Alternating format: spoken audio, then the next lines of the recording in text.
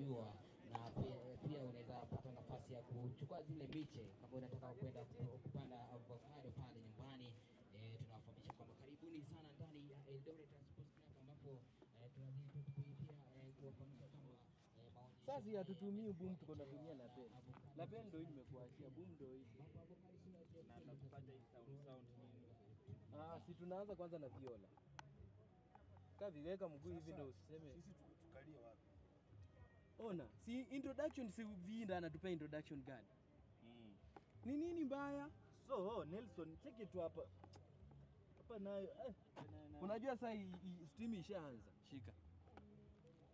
Alafu ina sauti yoyote. So nilikuwa nakuuliza tuweke nini on. Si sauti iko. Kofia guys. Mbona iko on? Sauti iko off. Like sauti iko. So nilikuwa nataka tuweke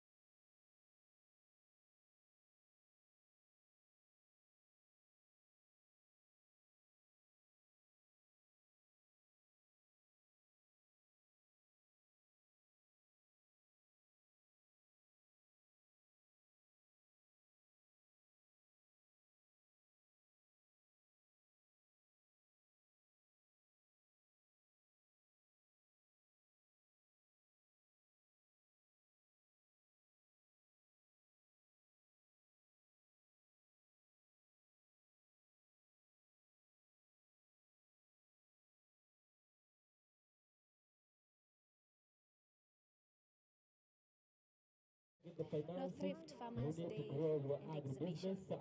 Inakuwa ni avenue so kwa hivyo pia unaweza tembea pale jumuika na wale A very good afternoon to our dear viewers and welcome to today. We are here live streaming the No Thrift Farmers Day and Exhibition.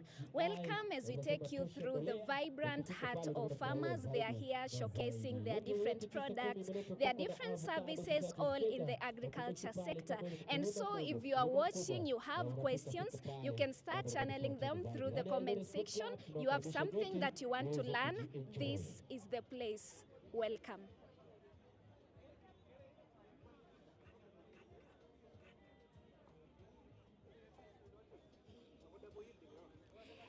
As you can see, we have different farmers over there. We have the different sections, we have the different people over here all ready to showcase their products. We have several companies, all of them are right here prepared in their tents, in their tables, showcasing whatever they have. And so we are here to learn with them, see what they have and see whatever we can learn from them. As you can see in the background, we have a lot of people ready to learn. We have farmers over here, we have people from different companies. Welcome.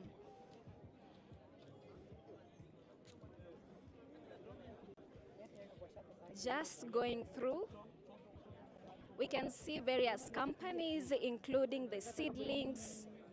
We have every agricultural product over here. Welcome as we take you along.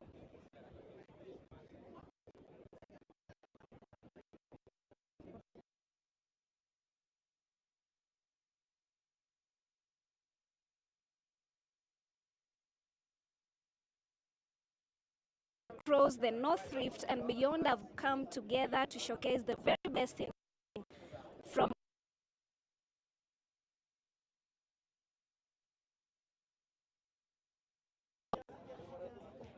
talk about apiculture, agriculture, all of them in these various stands, ready to showcase and tell us about their products. So we are here to watch, learn, see what we can gather from this, because these are farmers prepared and ready to tell us all we need to know about their products, what they offer, how it can be used to upscale farming agriculture section.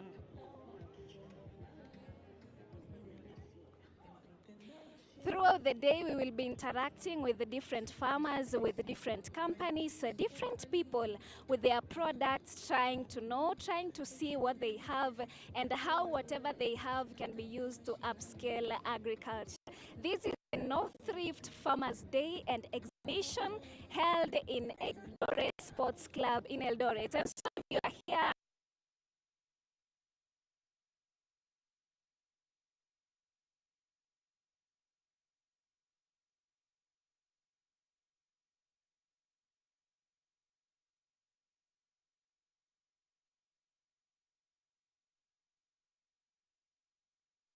yeah,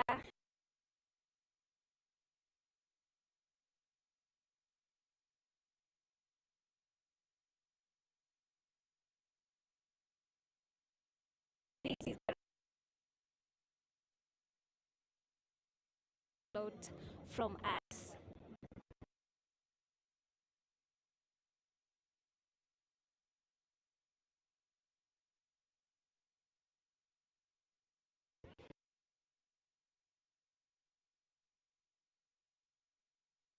All these stands with the different farmers, with different products, with the different services. You can see that they are in every tent.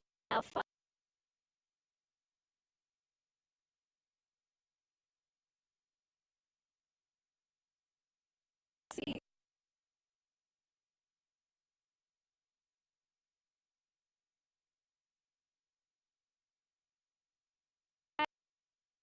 farmers, just someone like me and you don't have to be a farmer. Maybe you're just interested, you want to start, and so you're asking yourself, how do I even begin? So this is the right place. In these tents, they are people, they are experts in this field of agriculture, different sections, ready to answer your questions. You have a question?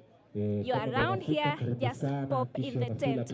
But for those of us, our viewers who are watching live, getting this from our YouTube channel, I tell you, you are not missing out, because we are here to ensure that you get everything from just but the best. This is Smallholder Farmers YouTube channel, live, getting to you live from Eldoret Sports sports club. You can hear there are a lot of noises in the background. It's because there are a lot of people with a lot of questions. They have a lot to learn in the agriculture, just like you. You are asking, where do we begin? We have the Fresh from Nature company, premium quality, naturally grown. That's just an example of what we have over here. There are agriculturists. It doesn't have just to be a product. I can see vehicles, I can see tractors. Maybe you have your product, you're wondering how do I get them to the market? I can see there are lorries over here, there are vehicles, pickups, trucks. And so I can tell you that this place is fully loaded, really fully loaded. And so I tell you, my dear viewer, you are in the right place with the right people, getting the right information. Talk about agriculture, talk about livestock production, or all the questions that you need. You will find them right here.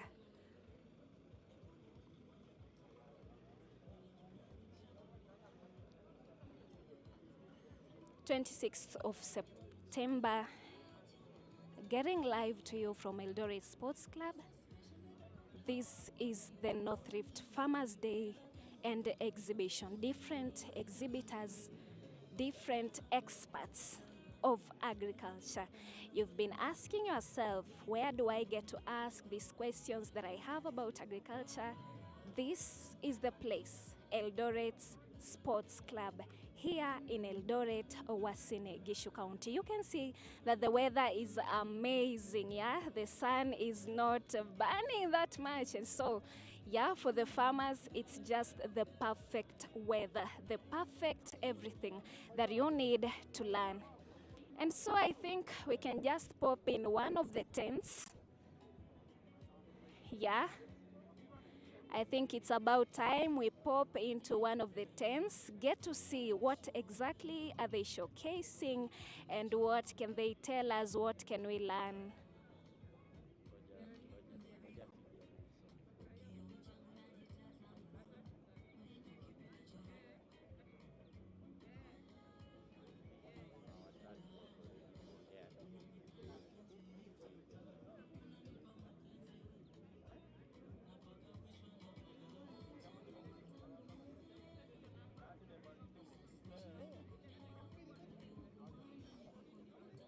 Na kumbuka siku leo pia tuko live, ukiangalia pale tuko live pale, ukiingia kwenye YouTube SmallholderFarmers, fika pale kwenye YouTube, tuko live sasa hivi. Kama wewe ni mkulima na unasikiza, akisha pia unaweza ukatazama, ukifika pale utaona pale kwenye YouTube SmallholderFarmers, pale kwenye YouTube basi.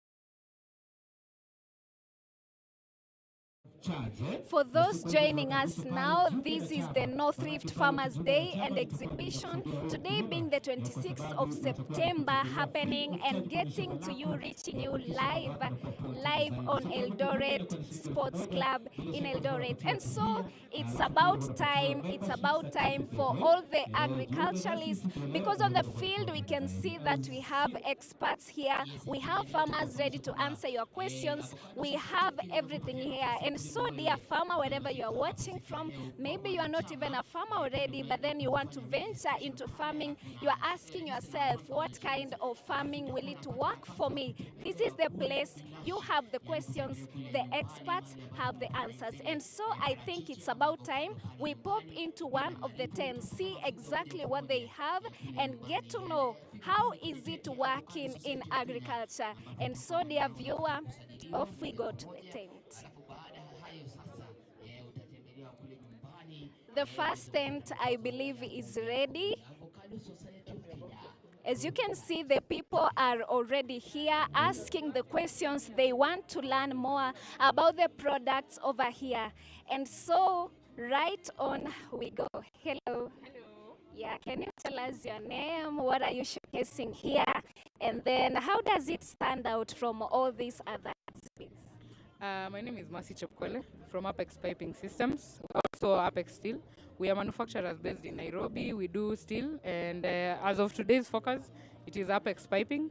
We are pipe manufacturers for all your irrigation requirements, especially for HDP pipes, drip lines, waste pipes, all the fittings, gate valves, water meters, and that is what we do. We are a one-stop shop for construction. And you're welcome to visit us.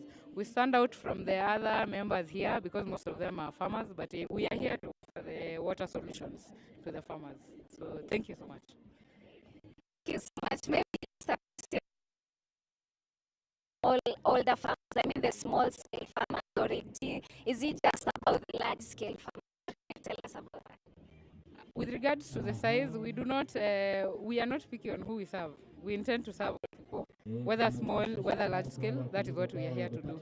And it is our pleasure to contribute to the food security of the nation through water distribution. Yeah. Thank you so much. Where do you see the future of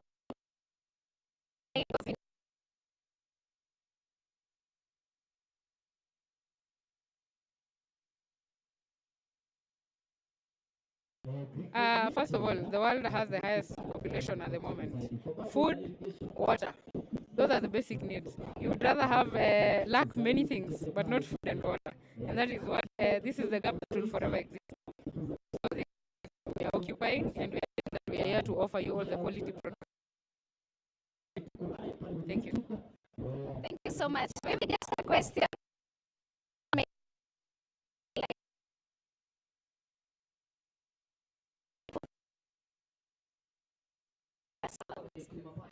We are online. If you search Apex Steel, Apex Piping, you will find us. The number available. You can also come visit our stand here right now.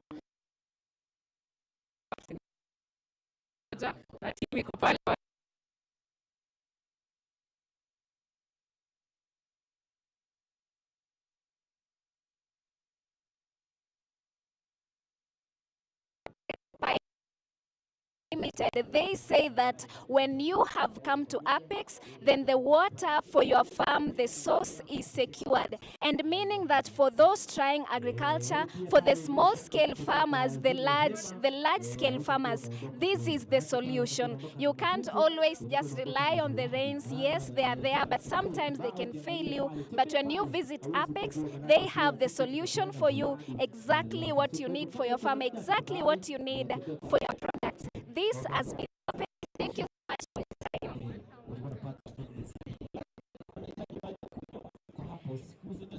Just as we've heard, you need water, just as she said. Water is a need. You can't just start agriculture when you don't have water. You need water for everything. When you start preparing your farm, you don't need water for irrigation, trust me. Even for those venturing into the livestock type of agriculture, you need water. You need water for your livestock. You need water for your cows. And so make sure you pay a visit. If you are around Eldoret, just come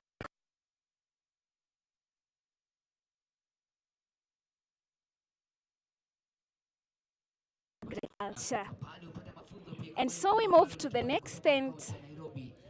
I'm wondering what you, dear viewer, would like to see next. Is it the avocados, the fresh products? I can see the seedlings, the flowers, all in the North Rift Farmers Day and exhibition, coming to you live from Eldoret Sports Club, just here in Eldoret. And so, dear viewer, if it is your first time here, you're wondering, where do I get the nurseries? I want to know more about the trees. I want to know more about the fruits. I want to know more about my livestock. How do I better my agriculture? I tell you that this is the place with various tents, various products, various services, all here for you. And so for you, dear viewer, maybe you are far, you can't access this show, you can't access this exhibit. We are here for you. Eurocape International wako nasi, Survey wako nasi, bila shaka Avenues wako hapa. And so, dear viewer, I think it's time I take you back to the second tent. Let's see what they have. Let's see what they have to say. Let's see what they have to say about their products. Do they have something for us? Maybe a lot of things. You can see a lot of companies. If I can just read for you from their banners, we have the Master Coop, we have the Sunripe. Yeah, I can see a drawing of an avocado. I think it's an avocado company. The Lithovoot. I don't know if I read that correctly, but yeah, the camera person will have to scan that for you guys. But I can tell you that it's amazing over here. It's vibrant, full of energy. The farmers and the experts over here are full of energy. Ready for you, dear farmers. Ready for you. Ready for you over here. And so I think we have our next tent. We have our next tent, and so let's go see. What do they have? What can they tell us? What are they showcasing? And what exactly are you?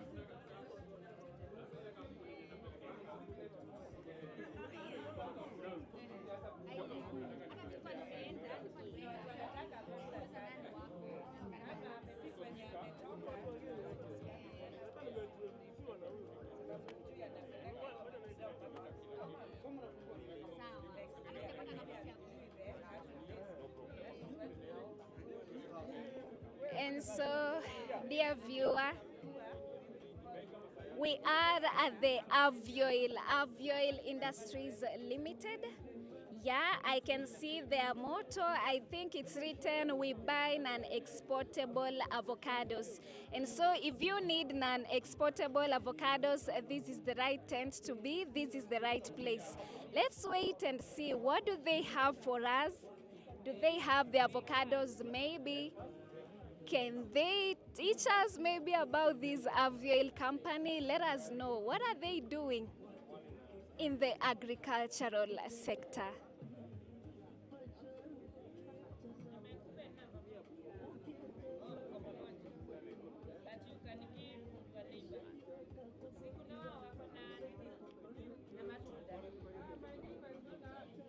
So, dear viewer, with me here,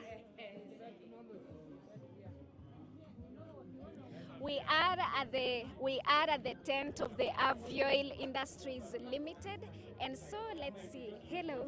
Hello, my name is Rose Kariuki. We are based in Thika, Kamenu. We buy the non-exportable avocados, mature fruits, both Fuete, Hass, and the indigenous fruits for oil. So we only buy the mature fruits, and we are here to get into direct contact with the farmers so that they can get to sell their products directly to the company, where they'll be paid when they immediately they deliver whatever quantities, be it small, be it big, 300 kilos, 10 tons, whichever tons. We are opening a new center here in Eldoret as soon as early February 2026. And we are happy and glad to interact with the farmers and also to know the challenges that they've been facing. So we are here and we are coming like a big storm in 2026. Okay, thank you so much. Can you tell us maybe what makes you stand out? Because we have several tents over here. So what exactly makes you stand out? The Avwell, its quality. We've been in the industry for the last 17 years, pressing oil, and we are growing big from small tonnages of 50 tons to now 300 in a day. So, and we outstand the other people because we only buy the mature fruits. We don't buy the export rejects that are not mature. We only buy from farmers that fruit that has not met the standards for export. Maybe it has bruises, it has the natural. When the avocados are growing, you find the wind sometimes is too much and they have that friction. So they have those physical damages. We also have the insect infested ones because we're interested with the oil, not for eating. We buy those. Yes. In this line of agriculture, in this line of industry, I believe that you have challenges maybe that you encounter. Are there challenges, and if they are there, what are the innovations and solutions which you can say have helped you as an industry overcome them? The biggest challenge has been receiving immature fruits from different people, and that is where we are here so that we can get direct contact with the farmers to solve the problem. Another thing is when the competition has become very stiff, so the fruits, we are not able to get the quantities that we want. So we want to bring on board more suppliers, more farmers who can supply so that we can meet the demand that we currently have. Okay. Yes. We also have another challenge where people deliver fruits that their farmers are not paid. And we have come in to solve the solution because even at the factory where we are based in Thika, you deliver your fruits, you leave with the money. Yes. Thank you Direct to your so M-Pesa. much. Thank you so much. For those farmers and for our viewers there at Smallholders YouTube channel, Smallholder Farmers YouTube channel, how can they access you? Maybe there's someone who has just heard you, has watched you, and then he or she is wondering, how can I access the Avioil Industries Limited? We are online. You can Google the Avwell Industries Limited because we've been in the industry for 17 years. You can also get the contact. We have like now we are giving flyers, and from this one that is just here, you can see we have the number is here, Avwell Industries, plus the contacts are here. Yes. Thank you you can so drop much. an email. Thank you Yes, so much. and we're also going, when we come to Eldoret, we are going to make big announcements, Facebook, Instagram, and also through the FM. Yes, we shall. Thank you. Maybe just the last thing, what advice can you give to farmers who are already into avocado or those farmers who are trying to venture into avocado kind of farming? That I will encourage them to plant more trees. That avocado industry is here to stay. You can tell by the many companies that are coming up. It is a produce that is global, that everyone is interested in. Our lives is about avocados. So the market will always be there. So they should plant, invest, do irrigation for the avocados, spray, buy the fertilizers, nurture the plants. You'll never regret. Yes. Thank you so much for your time. You have a nice tent, by the way. Thank you. Yeah, and so as you just seen, we are from the tent of the Avioil Industries Limited. They are all about the non-exportable avocados. They do the oil refinery of the avocados, and they say that it's pure. And so, according to her, the future of agriculture is all in avocados. If you are there, you want to give up on avocado, this is the time to be encouraged. So we move on to the next tent. This is the control union, We are in their tent, and so let's see what do they have for us. What can they tell us about the control union? So welcome. Hello. Can you tell us a brief introduction about your company, maybe your name, and then what do you have? What are you showcasing over here? Okay. My name is Moses Gadungu, and welcome to Control Union Company. Control Union Kenya is a certification company. We are based in Netherlands, but here in Kenya we've been present for over 12 years. So we've had a good run so far in helping farmers to be compliant with the relevant export market requirements. And certification, which is majorly what we provide here at Control Union Kenya, is about compliance. The problem that, or the major challenge that we've been having with the current, market system for the Kenyan produce, both fresh and processed, is the price, and where are the good prices are. They are at international markets. So how do we access those international markets? The access to international markets is about compliance, and that's why we have certification standards like these ones, which cater for the different production techniques as well as products. We have standards that cater for organic production. We have standards that cater for conventional production. We have even standards that cater for food safety for those doing processing, and we have standards like for social compliance. So how does this help the local farmer down at the ground? The implementation of these standards begins from production level. The sourcing of the seedlings, the husbandry techniques that the farmer utilizes in their farms, up to the point where they are harvesting the product now for sale. So all those factors that I've mentioned have to be in conformance with the standard regulation for the desired export market. If you, for example, avocados, we normally sell them to Europe, and Europe, they have their own standard. If you're doing organic production, you'll have the EU regular. If you're doing conventional, you'll have to have this certification. So we help farmers to understand these standards. We have an academy where we teach them, and we also do a program called Control Union Mashinani, where we get to visit the farmers, understand the challenges in their own settings, get to interact with them, and also now see how we can help them with our service. So that's basically what we do at Control Union. And we also have an inspection department where we do fumigation.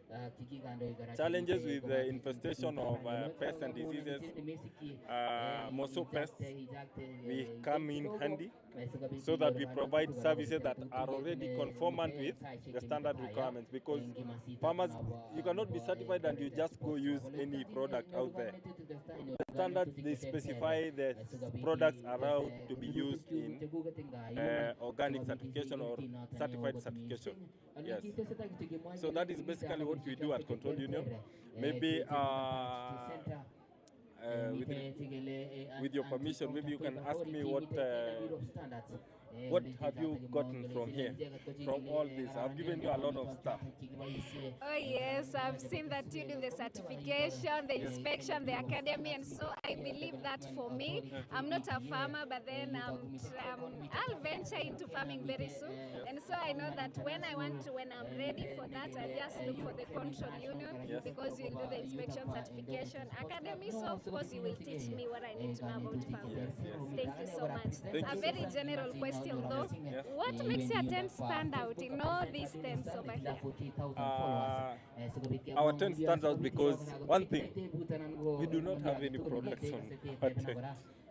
Yes, but I always tell the farmers that when you see a tent that doesn't have any product and that person is there, I would be quite curious to know, what is this person selling? How is it relevant to me? Because where there is least, then that's where the most is. Speaking exactly of that, have you had visitors since you opened this tent? Are there people who come for inspection? Yes, I've run out of my cards. In fact, most of these, even the fellow exhibitors, are part of our clients. Exporters are part of our clients. Those who are doing oil processing are part of our clients. And we are even working together with those who are providing agro inputs so that we can have farmers accessing inputs which are in line with certification standards. Because if you're doing commercial production for export, then the best way that you can support your farmers as an agrochemical supplier is to provide something that is in line with the standard requirement of that particular export market where the product will be sold, so that we do not have cases of rejects or products having detection of inputs which are not in line with the different markets. So it's a win-win for everybody here. I always say we are about collaboration, we are about partnership here at Control Union Kenya. The major target and the major intention of all of us here is the farmer. The major focus here is the farmer. So we are here because of the farmer, and the farmer should feel free to welcome us. And for those who are viewing us, we look forward to your invitations to come and visit your farms in your different localities. We are boots on the ground. We go even places, the most remote places that you might think that we cannot reach. Yes. Okay. Thank you very much. Thank you so much, but how will they access you? They can visit us on the various social media platforms. On Facebook, we are at Control Union Kenya, LinkedIn, Control Union Kenya, and also on Twitter, Control Union Kenya, but also our website, www.controlunion.com is our website, and from there we have even publications. We have a lot of materials. You get to learn more about the standards, how they can help you in terms of improving your production and also quality for your produce. Yes, thank you very much. Thank you so much for your time. Thank you. This has been the control unit tent, and so as you've heard, I believe that you've learned a lot. You are there, you are a farmer, you want to venture into farming, you are asking how do I ensure that the things that I'm doing are just exactly how they are supposed to be. And so you are asking, who do I contact for inspection? I want certification, I want to learn more about farming. Control unit is there for you. They have given you their numbers, how to access them, and so if you have questions, you have information that you want to gather from them, just visit them. If you are in Eldoret, I repeat that this is live in Eldoret Sports Club. Just come in, visit their tent, you will get to learn exactly what you heard from them. And so we move to the next tent.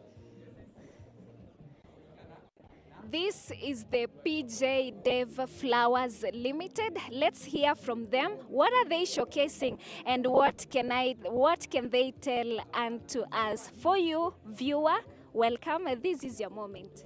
Hello. Hi. Yeah, can you tell us your name, a bit intro of the PJ Dev Flowers? What are you showcasing for us today? Good. My name is Paul Mwaniki. Yes, from PJ Dev Flowers Limited. So PJ Dev Flowers is known for growing and exporting flowers for quite a number of years, almost 30 years now.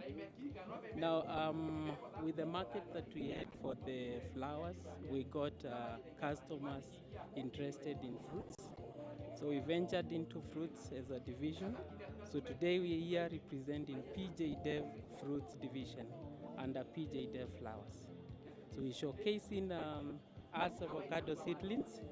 So as exporters for avocados, we looked into what was the problem farmers were facing, and we came in to offer solution.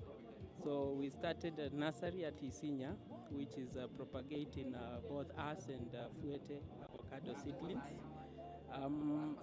Having up to over 250 seedlings per cycle. And yeah, through this we have seen a good response from the farmers, and also it has helped in increasing production for avocados. So we partner with them, we give them the seedlings at affordable prices, and then from there we walk the journey together with them, offering technical support, agronomical support as well. And then because we are exporting the same fruit, we come to offer market to them. So we buy the fruits from them. Yes, so it's been a give or take. Okay, Yes. thank you so much. Now you've spoken about the Hass avocado. How is it different? What can you tell about a farmer? The farmer is trying to venture into avocado farming, and so the farmer is asking why Hass avocado. And then please just raise the volume a bit because it's live. Yes. Okay. Now, why as avocado seedling? We know, unlike there before, where farming used to be just for homestead, now it's becoming agribusiness. So you farming, and then you get in returns from farming. So we looking at as avocado is how is it in the market. So as avocado is attracting international market. That's why we came to venture into it, and we are really encouraging farmers, because growing as avocado, you are already in business. So that's why, that's the main thing. You get in good returns. Aside from avocado, you've spoken about the fruits. You've said that you are here to represent the PJ Dev fruits, right? Yes, can you correct. tell us about the fruits? Because most people have not really seen fruit farming as a kind of commercial. Can you do commercial fruit farming, or is it just the smallholder type fruit farming? No, you can do commercial fruits as a business. Something interesting is fruit. Being part of food, it's every day somebody somewhere is looking for something to eat, and fruit is part of this something. So having fruits, you're already in business. Demand is there, and for us being exporters, we've looked into international markets. So mainly we have exported fruits like the avocados being the main one. Then we've done apple, mango, we've done passion fruits, and we have also done something called smooth cayenne pineapples. So we aggregate farmers, like for avocados, like for passion fruits, like for the pineapples, mango. We put them together from the regions that produce these fruits. Then we buy from them in bulk, and then we do export.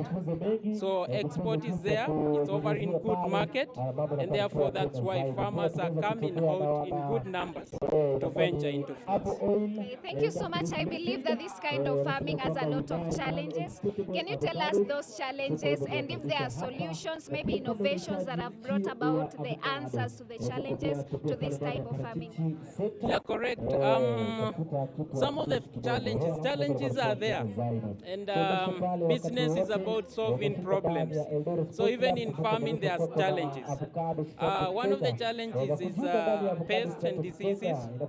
So to avoid this, we have been into direct partnership with farmers. We encourage them by putting them through IPM, which is Integrated Pest Management. So this has scaled down the challenge of pests and diseases. We also have passenger mite that has been a recent challenge with the avocados.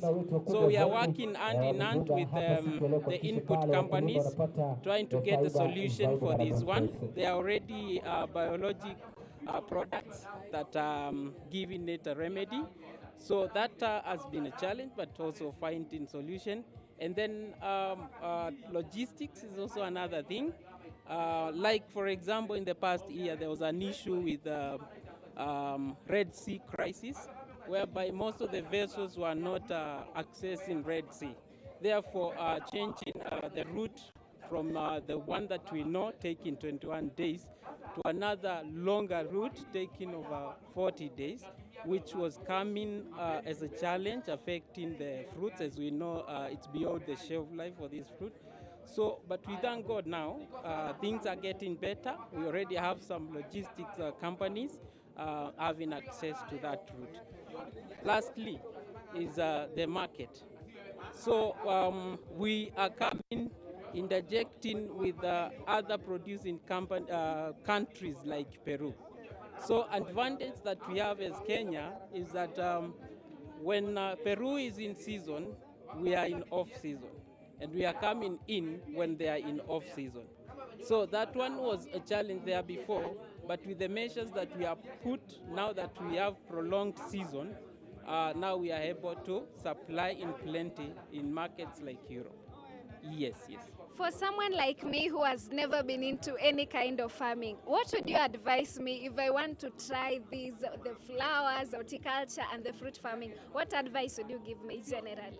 Generally, I will tell you start as fast or as soon as now.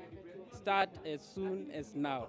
There is money in farming, there is potential in farming, and it will also give you a very good and wide experience.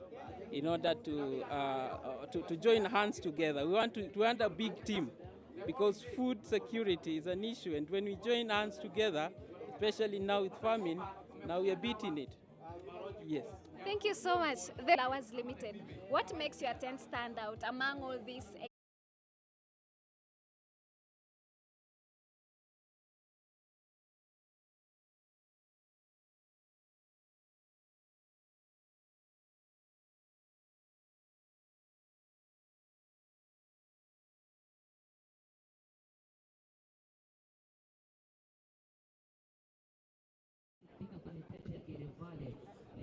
21, yeah. Very sorry for the technical issue, our dear viewers. Still live at the Eldoret Sports Club. We are at the North Rift Farmers Day and Exhibition. And so the next tent that we are at, as you can see over there, it's written Isinya Avocado Nurseries and Limited. Let's see what do they have for us. What can they tell us about Isinya Avocado? So welcome. This is Smallholders Farmers YouTube channel. You are live. Can you give us a brief introduction of yourself and then about the Isinya Avocado Nurseries?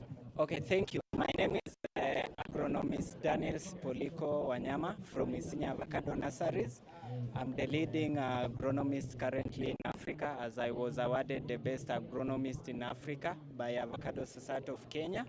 In Isinya Avocado Nurseries, we deal with avocado seedlings. We produce both grafted and clonal avocado seedlings. And we are selling a seedling at around 450 shillings. You can see it is at a high price, whereby other nurseries are selling between 250 to 300. But advantage with our seedling is that we sell a seedling that is 1 year old. As you can see, it has healed. And also we are using a soilless media, whereby we don't grow our seedlings with soil. The reason behind that is that we have high chances of exporting our seedlings outside the country. And currently we have done to West Africa, we have done to East Africa, Central, and even we have supplied to Middle East, whereby people are growing the Hass avocado seedlings. And also in Isinya Avocado Nurseries, we are not only limited to use our rootstock, Kenyan rootstock.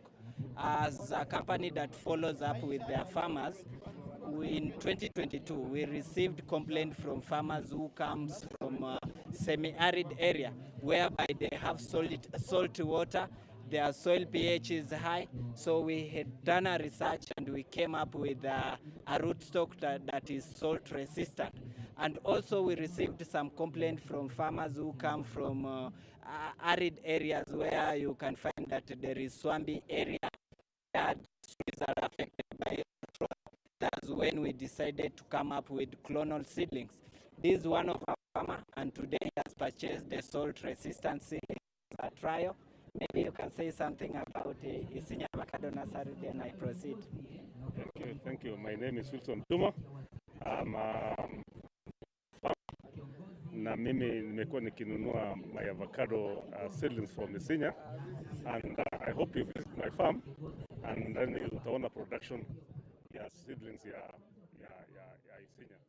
Ile kitu tu ningeambiwa wakulima wenzangu, please, you might be doubting the prices, kwamba the prices ya Isinya ni ghali, lakini at a long term, please, shilingi 450 ya kununua seedlings from Isinya ni faida kwako.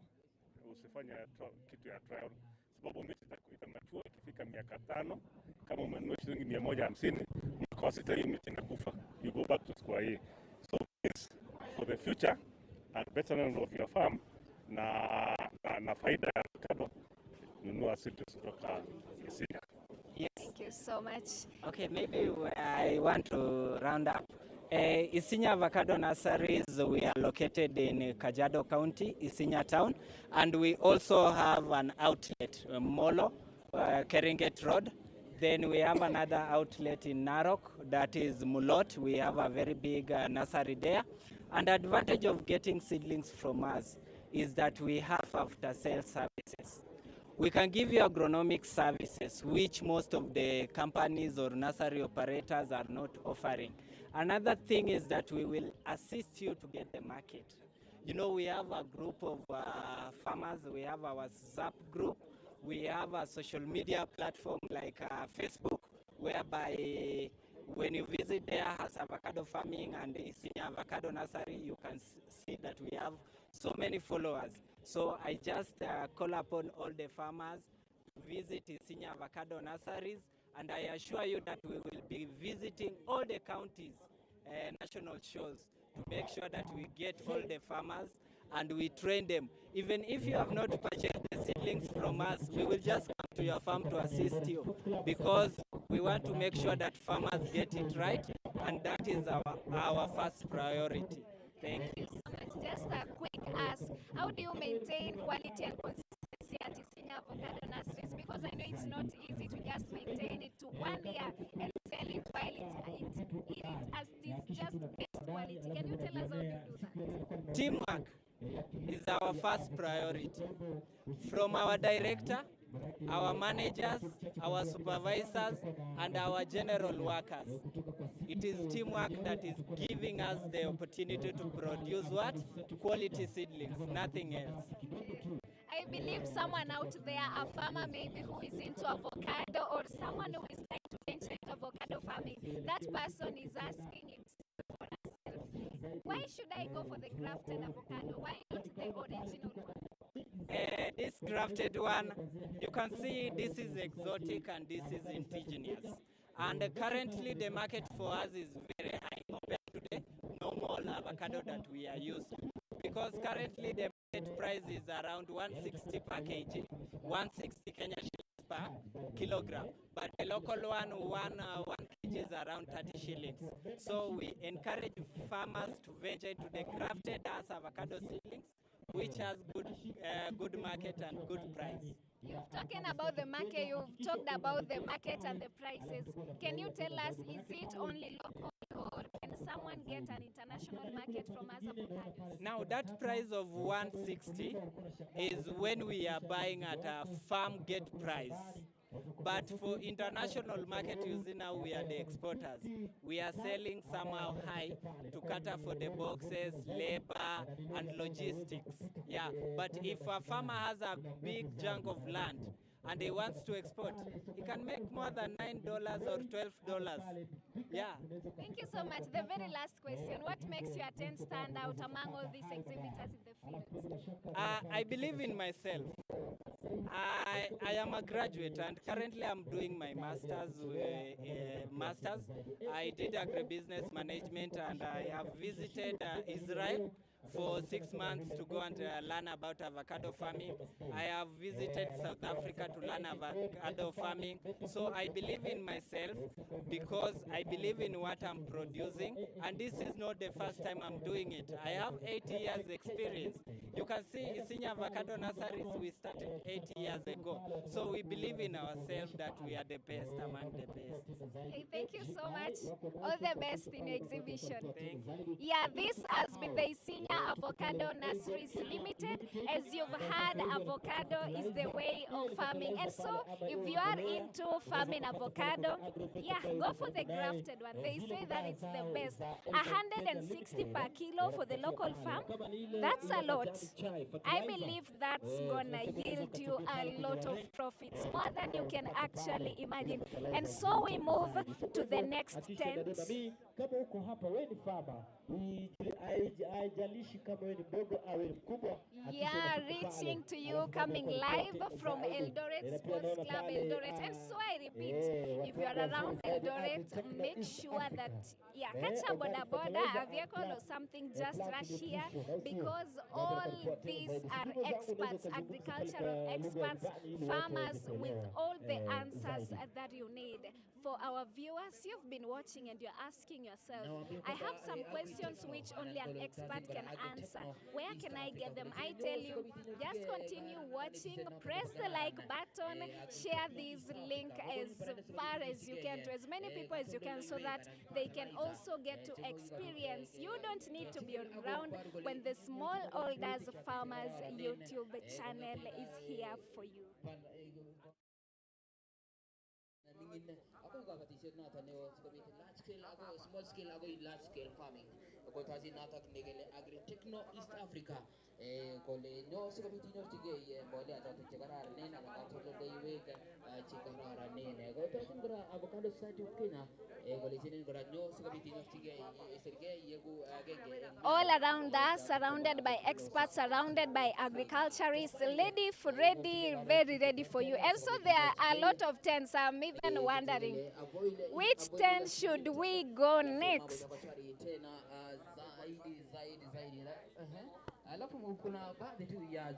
We have the Copat Biological Solutions for Horticulture and Agriculture, as you can see there. I don't know if we can get to access them, let them tell us about the biological solutions. I can see they also offer biological solutions for avocado crop, or is it another tent? We'll get to see, but Copat is here. If you are there, you've seen Copat, you've heard about them. Yes, it's K-O-P-P-E-R-T, Copat. Yeah, and so if you have been having questions, maybe you have something you want to know about them, where you can access them, what they have exactly, this is for you. And so I encourage you to just keep watching, because right at Smallholder Farmers YouTube channel, you will find your answers right here. Watching live, getting us live from Eldoret Sports Club. And so I tell you that this is the right place to be for agriculture. And I'm telling you, from the look of things around here, it's clear that agriculture is the future of Kenya. This is just exactly what we need for the development of Kenya. And so you are saying, yeah, I did not make you to be a doctor. Maybe you got discouraged because you ventured into agriculture. You are asking yourself, what exactly can I do? Are you losing hope? You should not, because if you just get to see exactly the number of people over here, the number of experts, not just farmers, but experts, you will get to see that agriculture holds the key to the future of Kenya. Actually, by the way, you can go to your Google search and try to search the most rich people, the richest people in Kenya specifically, actually make their millions from agriculture, from horticulture, ranging from horticulture, dairy farming, we have avocado farming, we have horticulture, we have floriculture, we have apiaculture, we have the beehive, we have everything that you need, every question that you have about farming. You will get your answers right here. Yeah, the show is No Thrift Farmers Day and Exhibition. Yeah, and so all the No Thrifters, if you are not here, I don't know exactly where you are, but actually, wherever you are, that's why we are here for you. The next tent, just as you can see, is the Imarisha Boma and Biogas.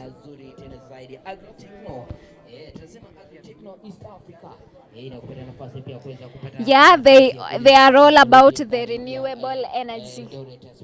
Imarisha Boma and Biogas, just as it is written in their tent. Let's get to see. Is their tent standing out in this field, and why? Yeah, welcome. Thank you so much. Yeah. Yes. Hey, I want you to give us a small introduction, a brief introduction, your name, yourself, and then tell us about the Marisha Boma na biogas. Yeah, thank you so much. My name is Boniface. I represent Systema Biogas. Yeah, Systema Biogas is a company that we deal with biogas installations. Here in North Rift, we target these 5 counties on the northern. That is Uasin Gishu County, Trans Nzoia County, we have Nandi County, we have Elgeyo Marakwet, Baringo, up to some parts of Vihiga and Kakamega and Bungoma. Yeah. So mostly we target the small-scale farmers. That's dairy farmers. These are the farmers that deals with at least 2 or 3 or 4 cows. And some of the challenges that these farmers are facing is waste management, and also they want at least to have a clean manure, and also they want to do a clean cooking. So these are the farmers that we target. So, and when I say clean manure, clean cooking, and waste management, these are the solutions that we offer to the farmers. So, and we offer to the farmers through asking them to install biogas in their homesteads. Yes. And how do you maintain quality and consistency in the biogas that you are here representing? Good. So what we do, after we have done the installation to the farmer, we've got 3 monitoring visits that we do within the first 1 year. This is trying to make sure that the client understands on how to use and maintain the biogas. And by doing that, we also leave the manual book, and by training the client on how to do troubleshooting. And if it fails, we still have the company that can support the client, because we have a warranty of 2-year, a 10-year warranty on our reactor. And on the smaller scale, like the piping and everything, you are always there, or just on a speed dial of our customer care number. We come to the ground and we solve all the problems the client has. Okay, for a farmer, a viewer watching you live and out there asking, I believe that there are challenges associated with the biogas. I'm sure it's not just that, it doesn't lack challenges. And if there are challenges, how do they get, are there solutions maybe for it? Yeah, the challenges mostly that we face with the biogas farmers are the maintenance. We always advise the client that do daily maintenance. The daily maintenance is just a matter of mixing the animal waste with water. If the farmer fails to do that, then they start getting a smaller volume of gas, and that will affect maybe their usage on the other side. So the most main thing that affects the biogas is failing to do the daily feeding that helps the reactor to give you the biogas. And that is why we are there just every time to train the client. And if there is a problem, they can call us, we can go and maybe retrain again, and maybe redo the feeding that will help the biogas restart again. What can you say about the future that is in the span of 5 to 10 years about, okay, if a farmer decides to do biogas, yes, what is the future? What does the future look like? That is a good question. So basically, I can say that most of the farmers, they are trying to go to the renewable energy, and I can say in three ways. One, most of the farmers are trying to shift away from the fertilizers from their factories, because it has some chemicals, and they're trying to adopt the bioslurry. So the bioslurry is the end product of biogas, and it's really helping them in doing maybe their kitchen gardens. So in terms of vegetables and everything, so the farmers will be benefiting from the clean food, and that is where most of the farmers now are turning into. Also, in the near future, you find that most of the farmers will stop using the firewood, because there are the challenges of using firewood. That's like inhaling a lot of smoke, maybe a lot of money incurred in terms of buying maybe the charcoal, the firewood, and maybe even refilling this petrol station gas tanks. So in future, most of the farmers will adopt this biogas, so that to try to save the cost,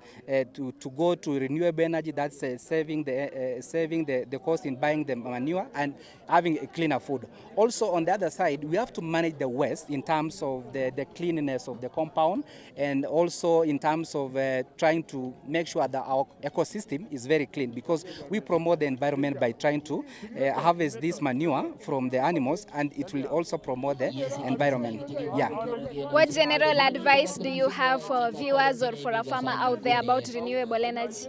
Yeah, renewable energy is very, very affordable. That one I can tell you, and it has long-term benefits in your farm. And I can say, for example, in our company, we offer our products we have a monthly payment as low as 4,900 shillings only. You can get that by monthly 4,900 shillings. It's very, very affordable, and we are all over. The only thing that you need to do is just contact us with the number that we have on our side, and we will always be there for you.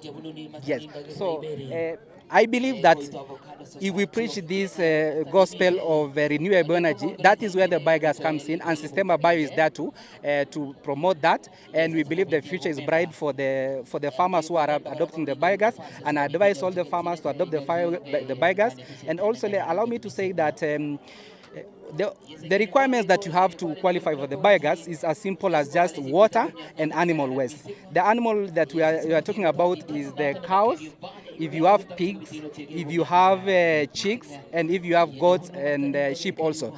And those are the animals that gives you the waste that can help us generate biogas in your homestead. So you just have to call us. You can just come and determine the size of the biogas that you have. We give you at an affordable price as low as 4,900 shillings every month, and then you can acquire for yourself. Yeah. So for the farmers who are viewing us, and I could just advise that for the people on the northern region, this is the 4 counties that I've mentioned. You can contact us using this number. This is 0701 760 868. I repeat, 0701 760 868. Yeah, just dial that number. We'll be just on there to just receive your call, listen to you, come to your home, and just give you the biogas at an affordable price.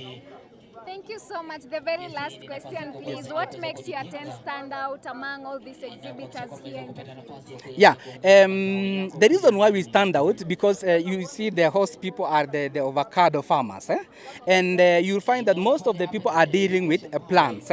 So we are here to just supplement the avocado farmers by just offering the bioslurry, because the bioslurry is what is really being uptaken by the avocado farmers, because avocado farmers are trying to get away from the factory manure that has some chemicals, and are now adopting the bioslurry that is free from chemicals. That will be very good for them when they are marketing their products abroad. So if you see all this, they are dealing with, most of them are crops, but we are alone here, standing here, doing the biogas, and we are telling them the importance of biogas, and mostly preaching them on the bioslurry, because it will be very beneficial on their growing of their avocado. Yes. Thank you so much for your time. All the best. Thank you. This has been about biogas and the renewable energy. And so we move to the next tent. But as for the farmers, as we move, it's pretty clear that the renewable energy is the new way of things. And so if you have dairy, if you are a small scale farmer, you have the dairy, then it means that you are playing with renewable energy. You can actually make a biogas from that. If you are asking how you want the installation, you want to be assisted in installing, managing your biogas, maybe you want to be taught how to do it, its benefits and everything, just visit this tent, Imarisha Boma and Biogas, for those at the field. But for our viewers there, I believe that he has given you his numbers, and so you can just call and get to access them live. They will have everything that you need. And so if you have questions, maybe I haven't touched on exactly the question you would have asked, just channel them through the comment section. This is the North Rift Farmers Day. The North Rift Farmers Day and exhibition. You are around Eldoret. Maybe you are in your farm there, you are watching us from your phone, getting us live from YouTube. This is the place to be. For all those people around Eldoret, Eldoret Sports Club is the place to be. Believe me not, there are a lot of experts, a lot of farmers ready for your questions, ready to guide you through any kind of agriculture that you want to do. And so we move to the next tent. You are asking what tent are we going on next? Yeah, with all these tents, I can't count them, but actually over 50 tents with different products, different agriculturists, different experts just ready for you. And so next, into the next tent, I think it's the farmyard. I don't know, they will tell us.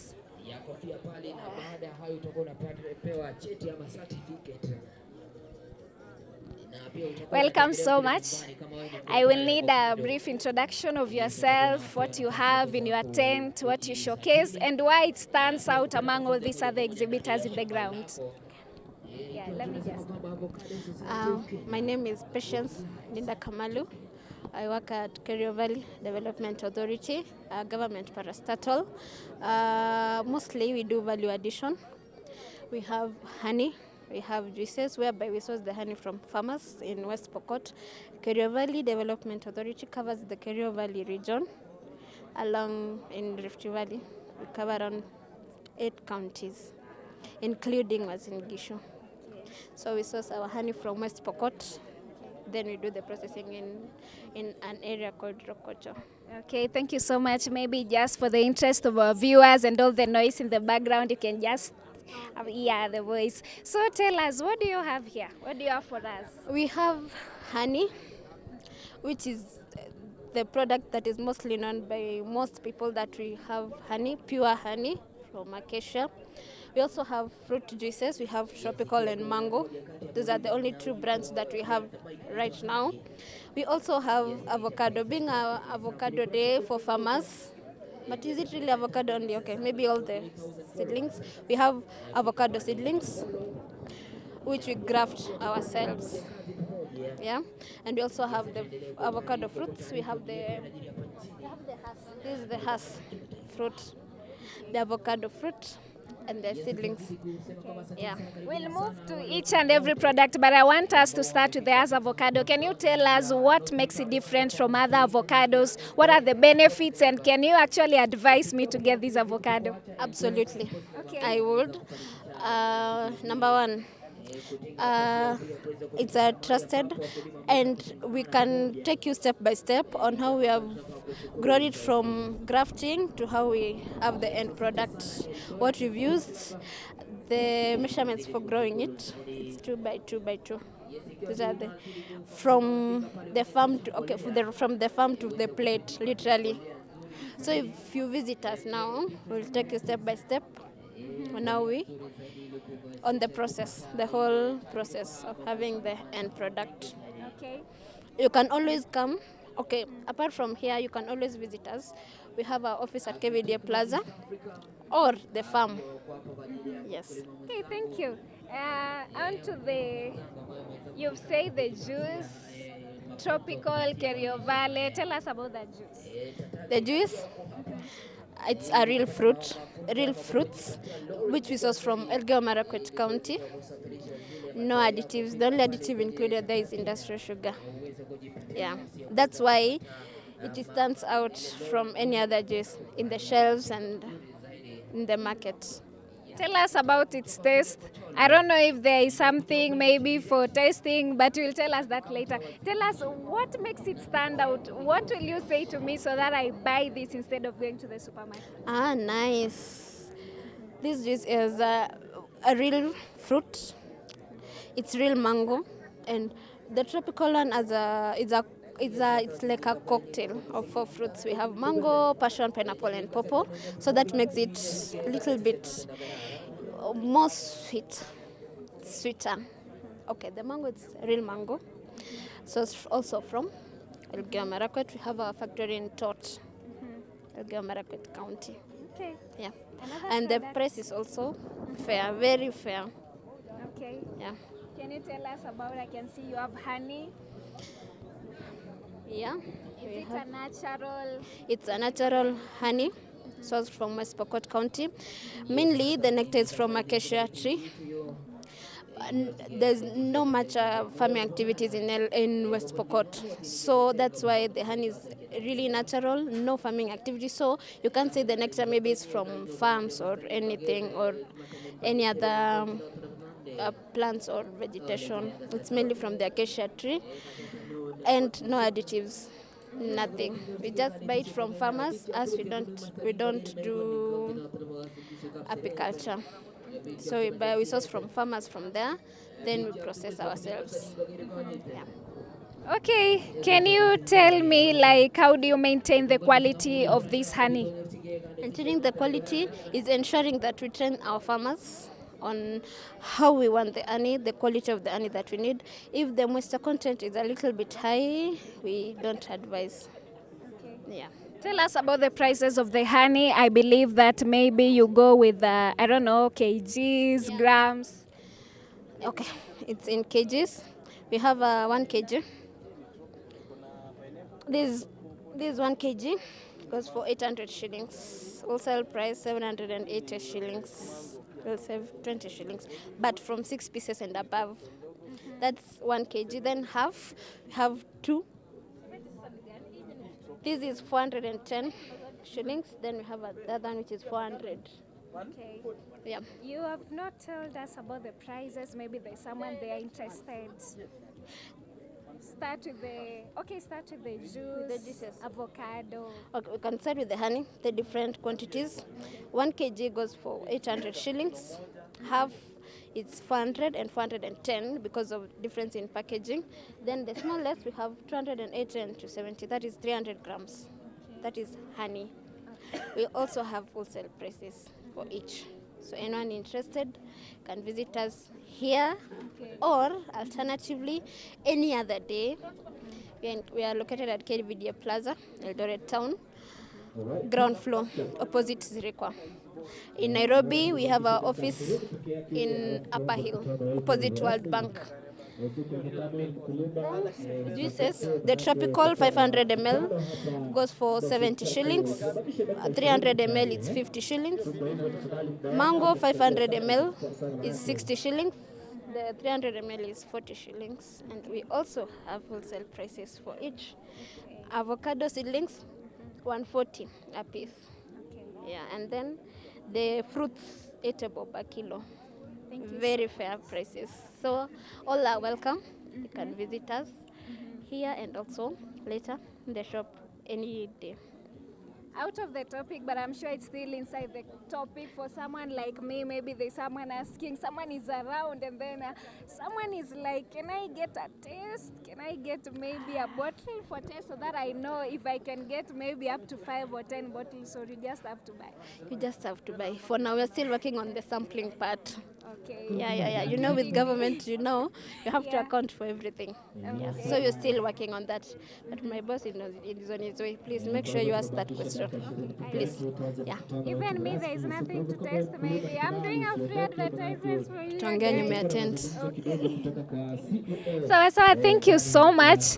Thank you so much. This has been the Kerio Valley tent, and they have different things, ranging from the original exotic mango juice, as you've heard, that it doesn't have any preservative, it doesn't have any chemicals, any additions that is not supposed to be there. It's just pure sweet, as you had, only at 70 shillings. Yeah, of course, the avocado has, as you can see, this is, I believe, the third tent that has the seedlings for avocado, specifically has avocado, and that means that this is the avocado to go for. I don't know, maybe you have another option, you have another choice, but from what I've heard, I don't know you, but from what I've heard, I believe that this is the way to go. They has avocado. They also have the honey. They say that it's from West Pokot. West Pokot known exactly not for... West Pokot is not known for most agriculture events, But you see, they have decided to do the honey kind of farming, and so they are keeping the bees, and they have their exotic, sweet, and natural, original honey. So that has been Kerio Valley. And yes, if you see around here, there are a lot of tents. Believe me, coming live to you from Eldoret Sports Club. And so if you are around Eldoret, just try and ensure that you reach here, because the people surrounded here, this place is full of activities, full of experts with the answers of all the questions that you have. And so, believe me or not, dear viewer, this place is buzzing with activities, buzzing with a lot of farmers, with a lot of products. It has a lot of products. There are a lot of services ranging from renewable energy. We just heard about the biogas over there. We've seen the honey, we've seen the natural juice, we've seen the avocados, we've seen the horticulture, we've seen every kind of farming. I believe that the farming that has remained, we will still see, but this means that this event is superb for a farmer. You will get a lot of takeaway points if you are at home there watching us at Smallholder Farmers. I believe that you have a notebook and a pen there already noting down the contacts, the things you need, the advantages, the challenges, and also the solutions. Because you know what? For every challenge, there is always a solution.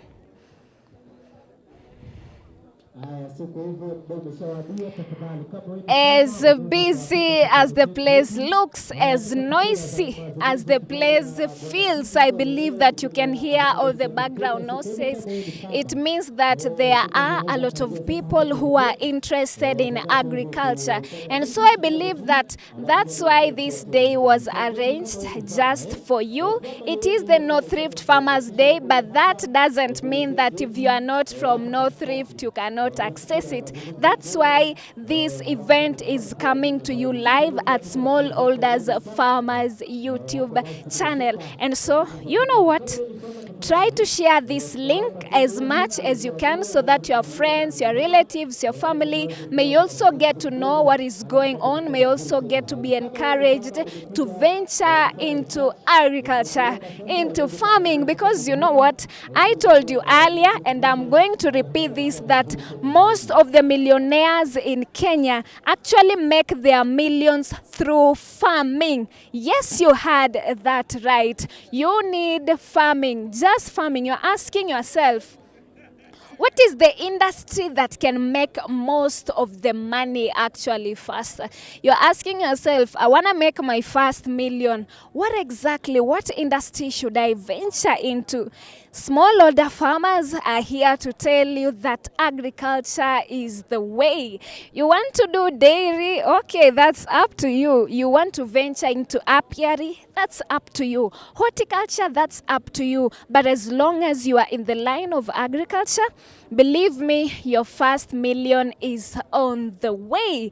And yes, if I can just go through the tents reading quickly, we can see we are just coming from the Marisha Boma in Biogas. We have been at the Kerio Valley, yes, and then the Farmyard International Investment Limited. That's just but to mention a few. All green, CL technology, just green line exporters. And so you can see that even if you are here, you can actually get access to your market. You can get quick links to international markets and so on. You have a product, ensure that you try to engage with as many farmers as you are over there. You are not online, please try to get online because this exhibition just got started. Yes, you can see even the weather is all about farming. We are just from another tent there that talked about irrigation, talked about water, which is a basic need for farming. I believe that's why it's raining, to just encourage you that if you want to do farming, the rain is here applauding and encouraging you that this is the way. And so Upcoming millionaires, yeah, you heard me right. That's how I'm going to address you as from now, because as long as you are into agriculture, believe yourself or not, you are an upcoming millionaire. And so upcoming millionaires here, you can see that we have different ends. And as I told you earlier, by the way, it's not all about the farm products alone, but they are trucks, they are vehicles, you see lorries all the way. They are here, and so they tell you maybe you're venturing into the large scale kind of farming, and you're wondering, how am I going to, I don't know, move your products from your farm to the market? I believe that's why the trucks, the lorries, the pickups are there for you. And so on to the next tent, the Farmyard International Investment Limited. Yeah, powered by research. We are here. Let's hear from them. What do they have? What are they showcasing? And what do they have to tell you upcoming millionaires? Welcome so much. Can you give us a brief introduction of yourself? What do you have in your tent? Tell us about your company and what are you showcasing? Okay, my name is Josephat Bed. I am a staff from Farmyard International. Yes? Yeah, I come from Farmyard International Investment Limited. We are here to, actually our main core is to train farmers. We do consultations and we provide solution for whatever challenge farmers have. So for today, we align our event to what has been organized. Avocado Association organized the event for avocado farmers. So here, we are providing solutions for soil pests, flower abortion, fruit abortion, and we have another thing of weed control. So these are our products that serve all the challenges that farmers have. You will find us across the country. Yes. How do you maintain the quality and consistency in this company? Okay, our products are made from one manufacturer. Others are produced in Kenya, others are imported, but they're from the best manufacturers. So if you are the best, quality is not a question.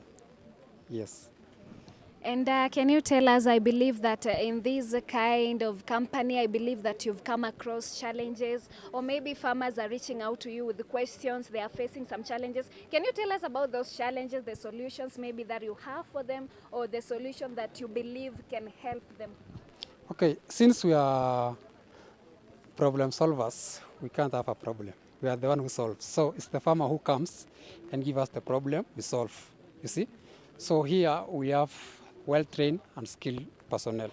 So they understand whatever farmers are going through, and they're able to provide quality and efficient consultation feedback.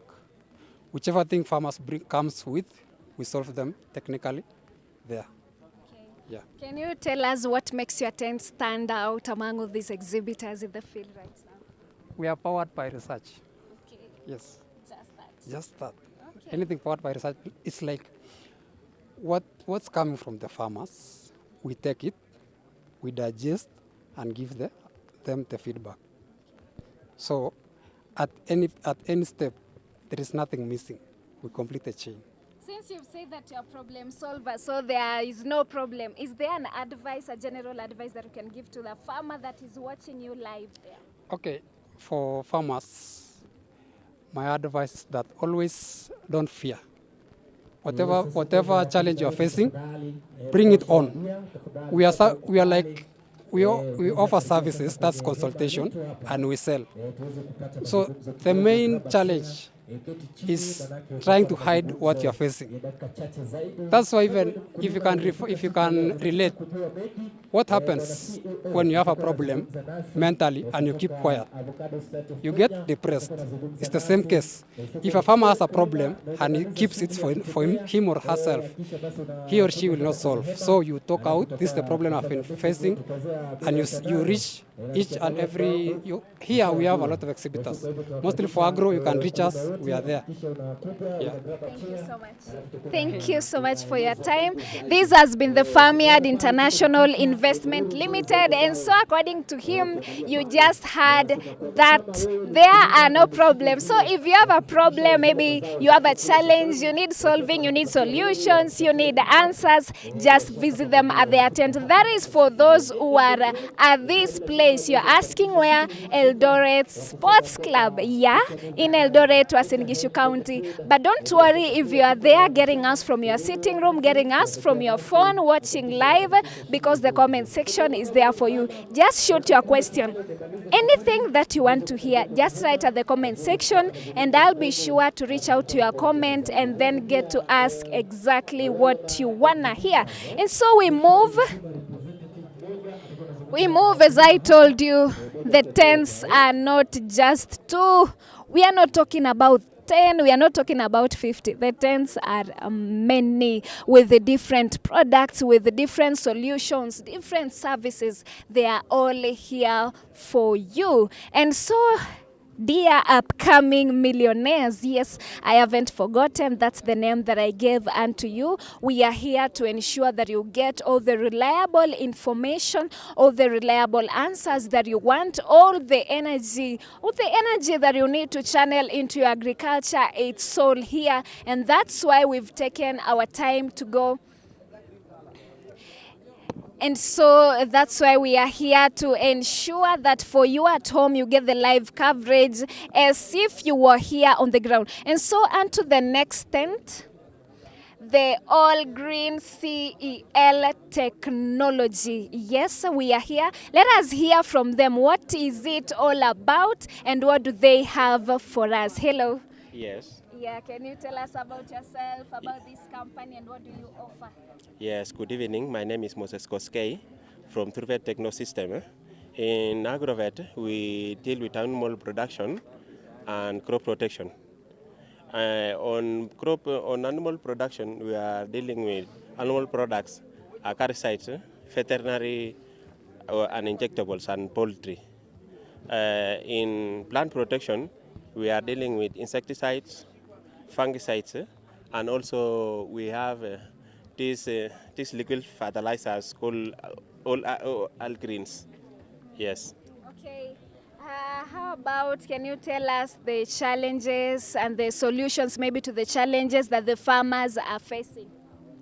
Yeah, most of the farmers challenges they have, sometimes most of the farmers, they lack knowledge, and when they are looking for advice, they are looking from those people which are not experts. What I'm encouraging the farmers are every time they have a problem in their day-to-day running of the farm, to seek advices from agronomists, experts. Okay. You can tell us about one product here. You can hold it. I can hold this mic for you. You hold one. Show us and tell us about it. Like today we are in crop protection. Like today we have like bandwidth. Bandwidth is a non-selective herbicide and it is systemic. This one, when you spray on a field, it gives you a guarantee of 3 to 4 months, no weeding. Sasa hii tunaita jembe la mkulima and it's systemic. You can spray anywhere. Rate ni 200 to 300 per 20 liter. I have also this liquid fertilizers called Algreens. All these Algreens, ours is a special one. It has a stimulant and it has been processed in a technology called Algreens.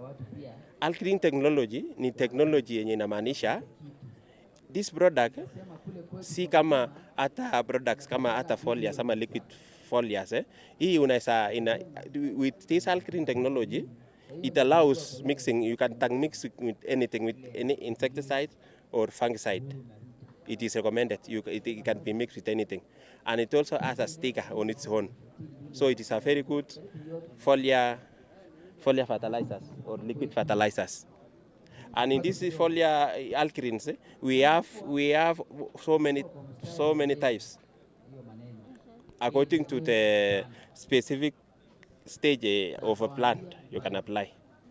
Yes. Can you tell us maybe what advice do you have for farmers who are into crop farming? Because I believe that these are insecticides and pesticides, you say. What advice do you have for them? Why should they opt for this? I advise farmers to hope for these liquid fertilizers of algirins for true fed, because they are effective and they are available everywhere. And also, the third thing I'll tell you that this internet has been made from technology called algirin technology. Now, it has a sticker on its own, and it can be allowed to be mixed with any fungicide, insecticide in a kwasawa. There is no reaction. Yes. Thank you so much. And for like today, what I have seen there is for today, because we are on avocados. What I have seen, so many farmers, the challenges they have challenges on their farm of this thing called passimites. Passimites is the symptoms and of passimites is like this one. And I have 2 products here which I could have advised farmers to use, called Acosta. Acosta, and another this one Acosta. This one is 20 mils per 20 liter. And also there's another one called Thiosalva, purely made for passimites. Yes. How do you maintain the quality and consistency of your products? Quality? To maintain the quality of my products, I always follow up on the farmers and took their advices when they use our products.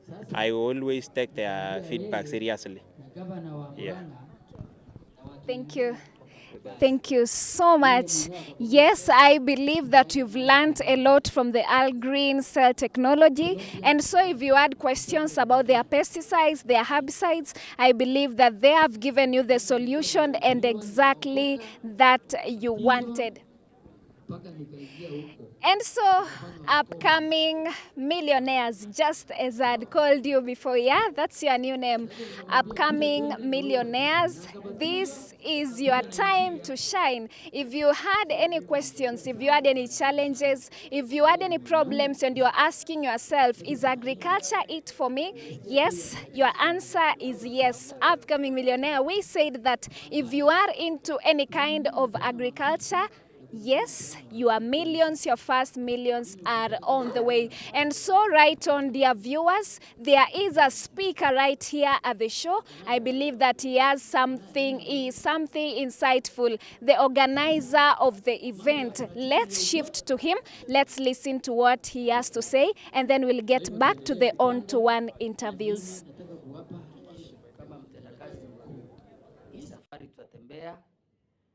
Mpaka tuhakikishe ya kwamba ile pesa ambayo naona ikitembea na wakulima wa zile nchi za South America, kule Peru, kule Mexico, kule Chile, hapa nikikuja ninakuta mapika mingi sana na double cab na nini za wakulima wa parachichi. Tuko pamoja? Hebu nionyeshe na mkono kama tuko hapo pamoja.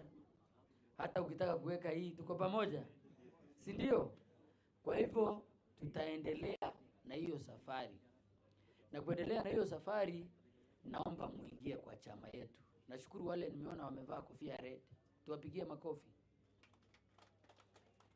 Hii safari inahitaji tushikane pamoja ndio tuweze kuleta mafunzo kama hii. Kama mtatupea nguvu kidogo kidogo, tunaweza shindwa kutoka Nairobi tukuje hapa. Kwa hivyo yule mkulima anaingia kwa chama, tunamshukuru sana kwa sababu anatupa nguvu ya kuja hapa kuajiri kijana ndiye akuja anaangalia. Kuna magonjwa tunazungumza hapa, kuna vitu tunazungumza hapa leo ambayo tunaona inasumbua wakulima. Mtatupa hiyo nguvu na kuendelea mbele. Hata tumeongea na Chemno, mkishapanda ya kutosha, hata mtakuwa na kiwanda chenu. Maono yetu ni kiwanda chenu. na si eti tunapinga wale ambao wana export.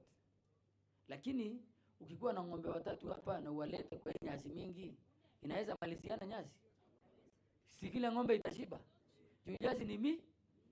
Kwa hivyo tukiweka nyasi mingi, sisi maoni yetu ni tukuwe na kiwanda ambayo kinamilikiwa na mkulima.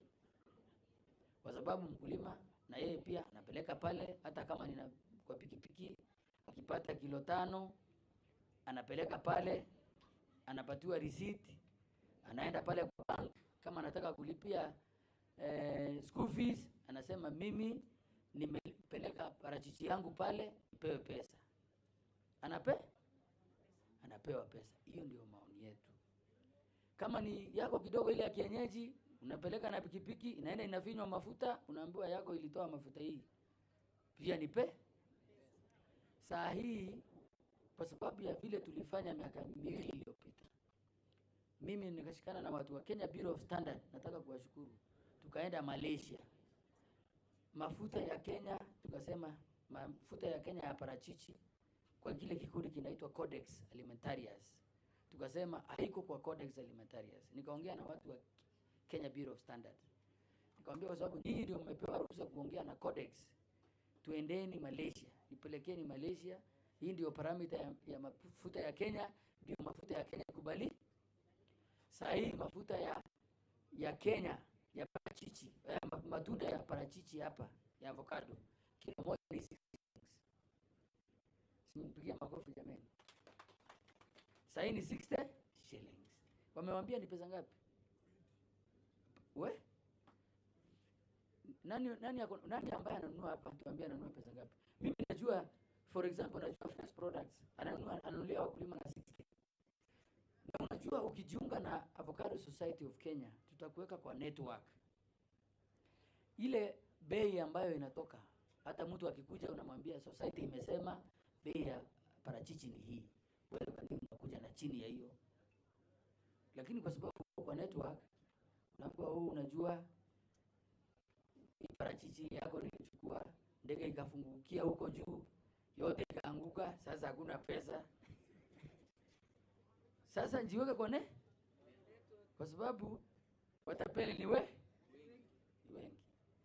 Sawa? Na sisi hatuuzi parachichi.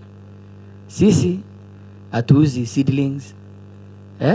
Lakini tutakwambia fulani yako na seedlings mzuri. Najua wengine wenu sasa mmeona seedlings kubwa. Ukiweka next year unakula. Zingine unanunua kwa barabara, mara ujui ni hasa ama ujui ni fuete ama ujui ni nini, ama una golden, ukikaa miaka 5 unakuja unakata. Sasa tafadhali naomba leo make sure umeacha namba yako pale, na ukiweza umeingia kwa network ya Avocado sasa. Hata tuko na mitandao, hata kama una simu yako ya kijana yako tunaweka hapo, anakuambia vile mambo inasemwa. Tena mkituita, kuna kijana mmoja hapa meajiri, atakuja extension. Ukituita, sisi kazi yetu ni parachichi. Tutaangalia juu na chini, tuone tumekuja kuona parachichi Mimi mwenyewe ni mtaalamu wa kilimo. Kwa hivyo, kwa sababu sitaki kuongea na nyinyi sana, nataka kuwafundisha leo. Mimi pia ni daktari wa kilimo. Kuna ugonjwa ambayo imesumbua watu sana, si ugonjwa mdudu. Anaitwa Passia mite. Anaitwa mite. Huyo mdudu ukiangalia, kama umeona parachichi yako huko chini imeanza kugeuka, imeanza kugeuka, kuna vitu ya yellow huku kwa matawi, uko na Passia mite. Ni mdudu huwezi muona kwa macho, ni mdogo kama incha ya shindano, lakini ukiwa na lens unaweza muona anatembea. Na huyo mmea, huyo mdudu ni aina ya buibui. Unajua buibui inawekanga web inahitaji na Kijaluo na Kikale, web ile kama ile ya buibui. Ni mdudu aina ya kupe. Unaona vile kupe, nini najua wengine wenu hapo ni wafugaji. Aina ya kupe, si ndio? Kupe ni ngumu sana kutreat. Kupe tena ukipiga ana develop resistance sana. Kuna zile madawa za zamani nikiwa mtoto mdogo nilikuwa ninasikia zinaitwa Triatix. Iko wapi siku hizi? Aisiki, ukipiga Triatix kupe hapo alitoka. Huyo ukipiga ni kama umepatia yeye sai ya sukari. Ama umepatia yeye mrusiki. Kwa sababu anakuwa na kitu tunaita amedevelop resistance haraka sana. So nizungumze tena, huyu mdudu anaweza tembea na hewa. Wakati watu wale wanakuja kuvuna parachichi, wanakuja wanavuna shamba yako, wanavuna ya DG, wanavuna ingine, anaingia kwa nguo. Akiingia kwa shamba yako kuvuna, si amekuachia ugonjwa? Haya, sasa huyo anaitwa Pasiamite.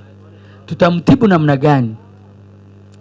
Kuna dawa ambazo zimeidhinishwa na sisi kama society.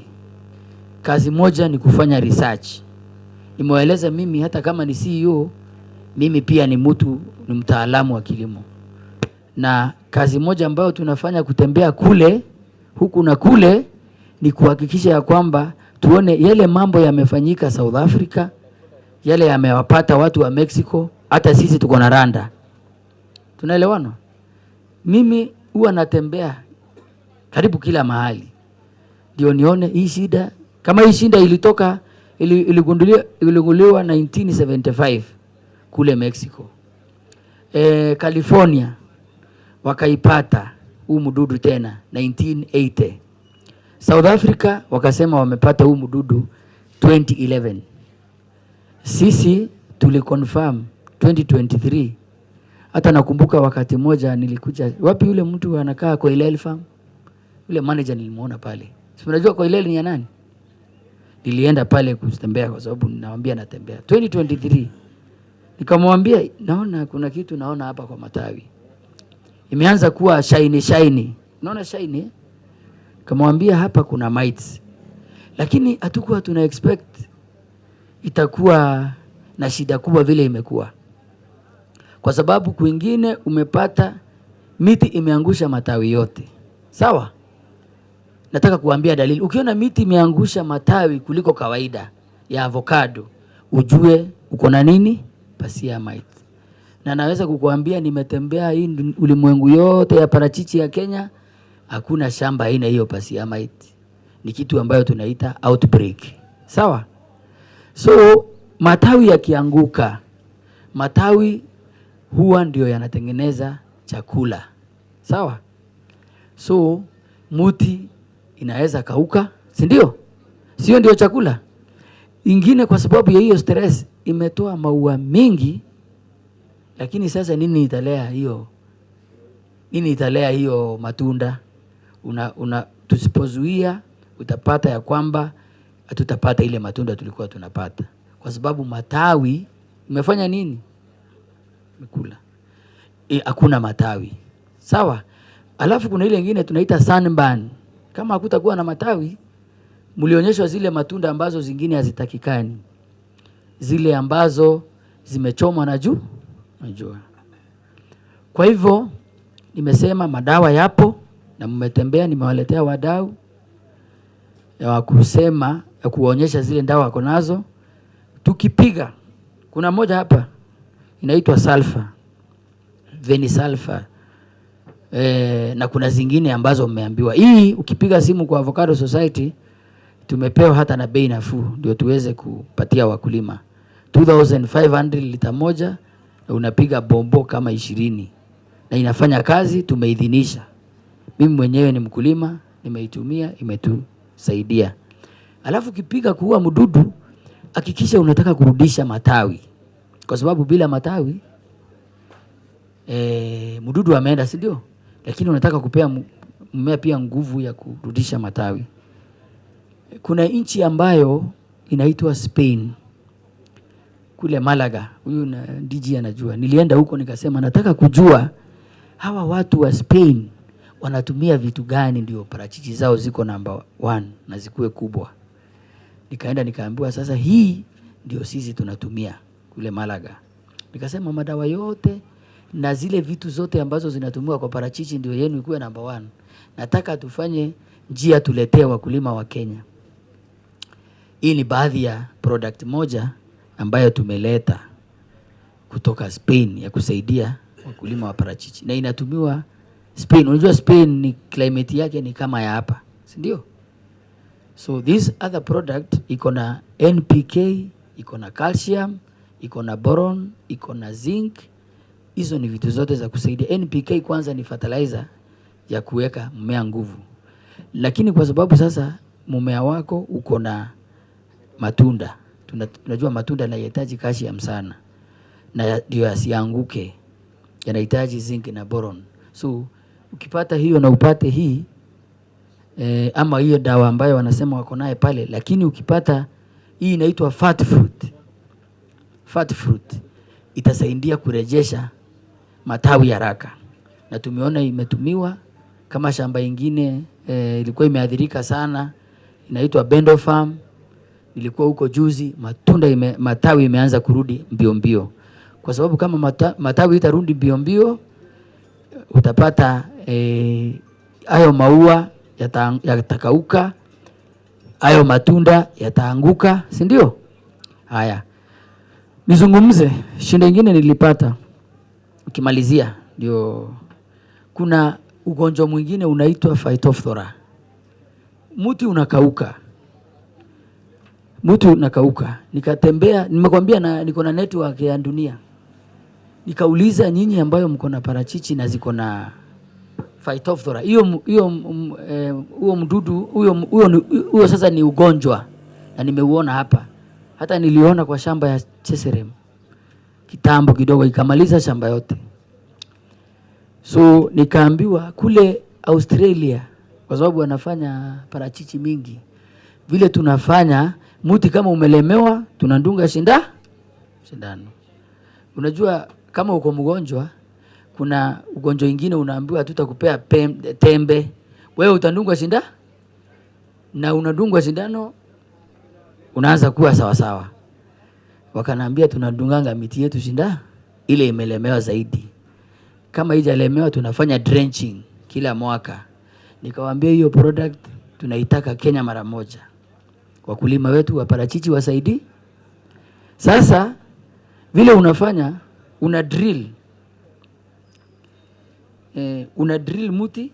Hii nawafunza ndio wale ambao wanaweza. Unatoboa shimo na unaweka dawa. Na vile unaweka dawa. So wale wako na miti ambayo imelemewa watuone pale kando, tutawasaidia, tuwafundishe vile wanaweza kudunga miti yao Lakini kwa sababu ni ugonjwa ambao unapatikana, unaweza kufanya ile tunaita drenching. Unanyunyizia hapo kwa kishina hapo, unaweka maji, unachanganya na maji. Huo ugonjwa uko Australia na New Zealand ndivyo wanafanyanga, ndio miti yao isipatwe na nini? Phytophthora. Phytophthora ni ugonjwa ambao ni mbaya zaidi kwa parachichi. So siku nataka kuzungumza sana, nataka hayo ni mafunzo. Tatungumza tu mambo ya chama, alafu nimuite bwana DG akuje ndiye atufungie. Lakini kabla DG hajakuja nitachukua pia maswali 2-3 kutoka kwenu. Mtaniuliza maswali? Mtaniuliza sio? Ama comment ama nini, ndio sasa mheshimiwa akuje atufungie. So Avocado Society of Kenya ni chama ambacho ni cha wakulima na wadau wote. Kwa sababu tulisema hii safari tunataka kutembea sisi wote pamoja. Ukitaka mtu ambaye anafanya packaging, tunakuambia shika mkono ndio huyu. Ukitaka mtu ambaye ako na seedlings, tunakuambia huyu ni kiprono, tembea na yeye. Ukitaka mnunuzi wa parachichi, tunakuambia huyu si mtapeli, tembea na yeye. So unajua soko iko na mambo mingi. So tuko hapa ndio tuhakikishe ya kwamba mambo ya utafiti pia tunafanya. Umesikia nimetembea hizo dunia zote. Mambo ya soko natembea kuangalia soko pia. Na kikosi changu tuko nacho pale kinatembea kufanya nini. Kwa hivyo ni association ambayo iko registered na serikali kama association, na kila mtu amekubaliwa kujoin, kwa sababu umoja wetu ndio nguvu ye.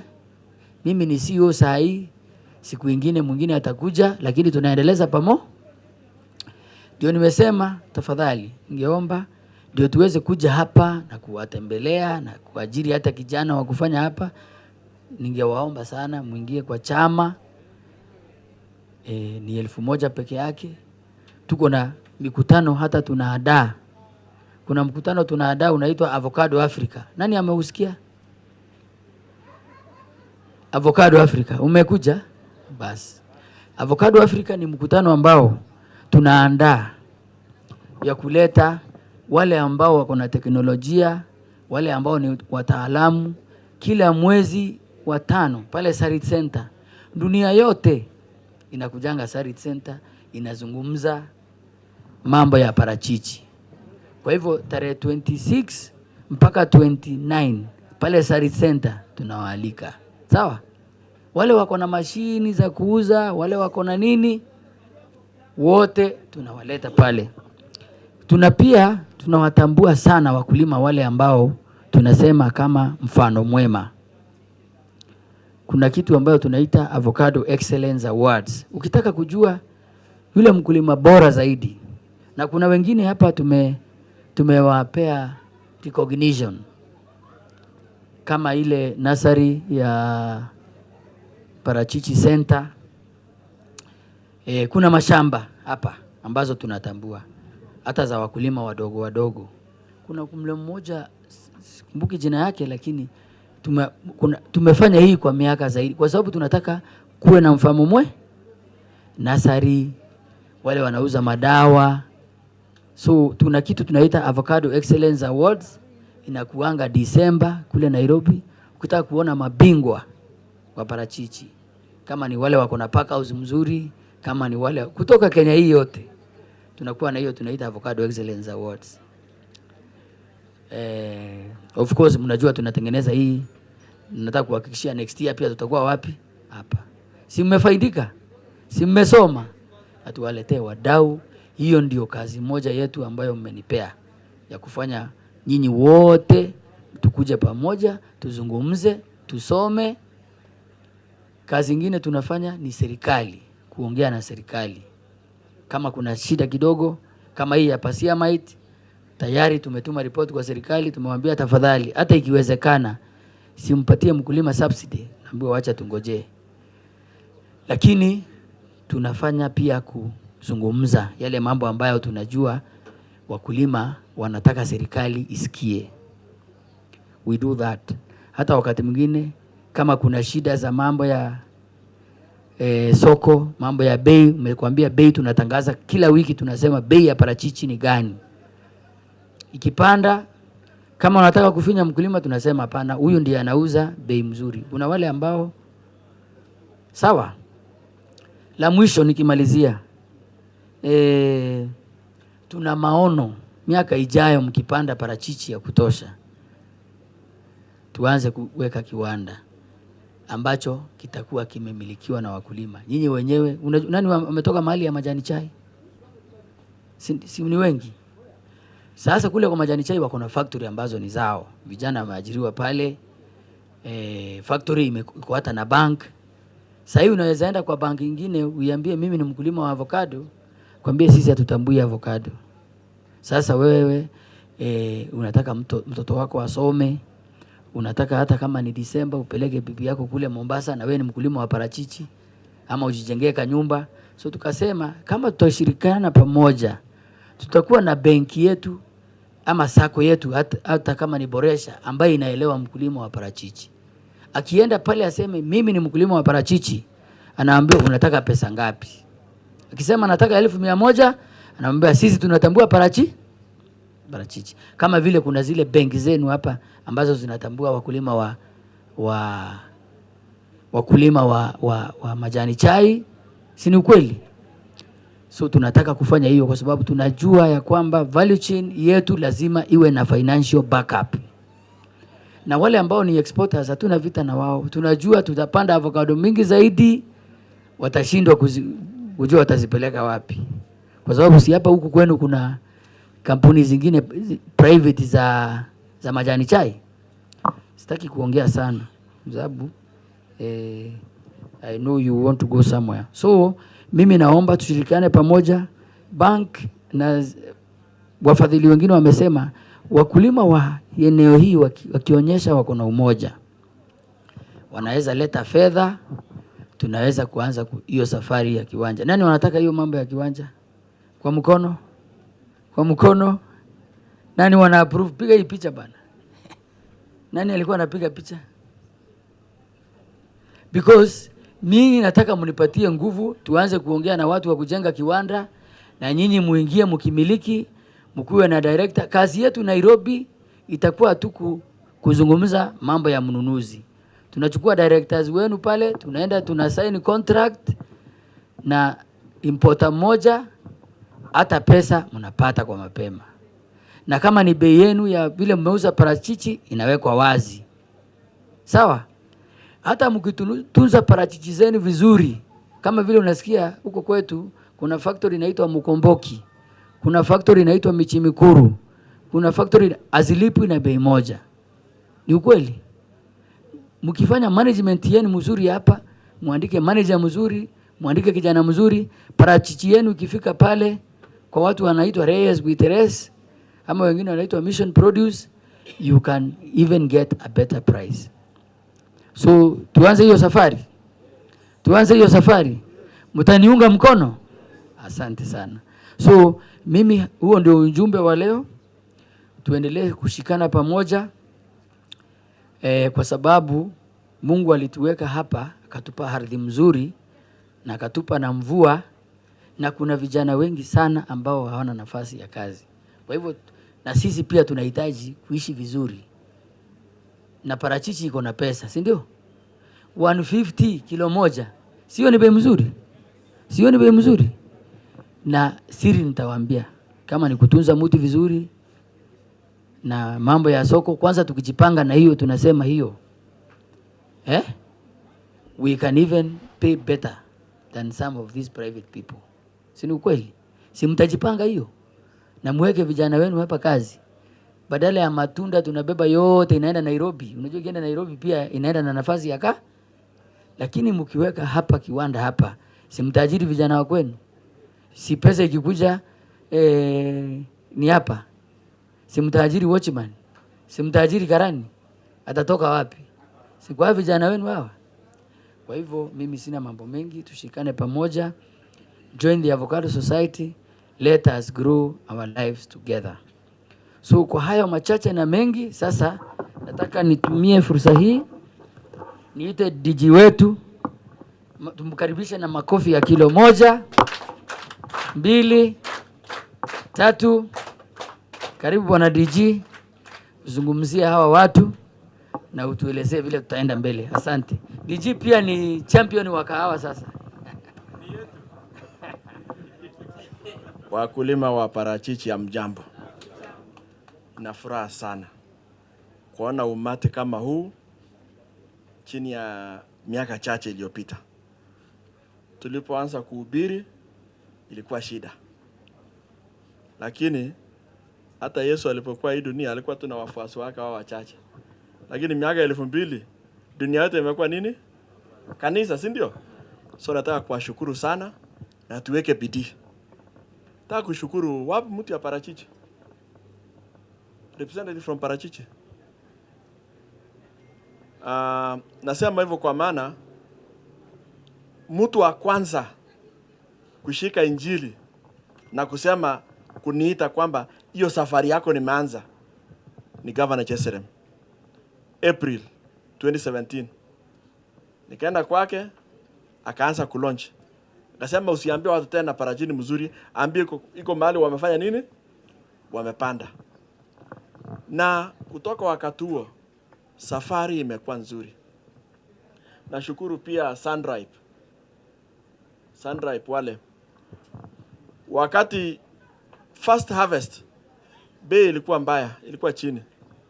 lakini alipoingia kwa soko bei ikafanya nini? Na haijarudi tena, kuonyesha kwamba tukiwa na wafanyabiashara wengi ambao ni wanunuzi ambao nimeona wako hapa siku ya leo, the future of avocado is wonderful, driven by two values. Number one is the health benefit. Ukienda supermarket zote, sile ambazo hasipelekwi ng'ambo zinauzwa pale. Hata nimesimama tu kuona, unaona, for every 5 people 2 wanachukua na kufanya nini? Kununua, kuonekana kwamba acceptance hata amongst our own people iko juu. So health benefit ya avocado iko juu sana. And for more than 10 years, 15 years now, compounded annual growth rate is over 10% in the world. Kila mwaka wanunuzi wanafanya nini? Wanaongezeka. New, kama sasa Kenya wanazungumza na Malaysia and Thailand. They want to be part of the consumers ya Kenyan avocados. Na wakifanya namna hiyo ni kusema kuna nini? Demand iko kubwa sana. China, na msiogope na South America, ina take 32 days kutoa avocado Peru kuleta Shanghai, China. But it will take 21 days kutoka Mombasa kwenda wapi? So tumeshinda. I was there 2018. Tukiongea na mnunuzi, tukiwa na Sunripe. Akasema if Kenyans can commit, hata tafuta kwingine tena, kwa maana yao ikitoka Peru ina land Shanghai kama imekuwa nyeusi. Ngozi imefanya nini? Imechange. Lakini yetu itafika huko kama bado iko bichi. Na hiyo kwa soko iko juu sana. Na kwa Wachina wanapenda. Hata tulipokuwa pale tulikuwa na 5 containers iliingia siku hiyo. Ile 40 feet. But it took 30 minutes. Hakuna kitu ndani. Hasa Chinese akatuambia, look now. Imeisha, so he's going to wait for some days. Mail ingine fanya nini? Iingie. Akasema kama ni hapa Kenya, hiyo ni 21 days inakuwa wapi? So mimi nataka kuambia msiangalie nyuma, ile story ya quail is not in avocado. Ya pili ni mafuta.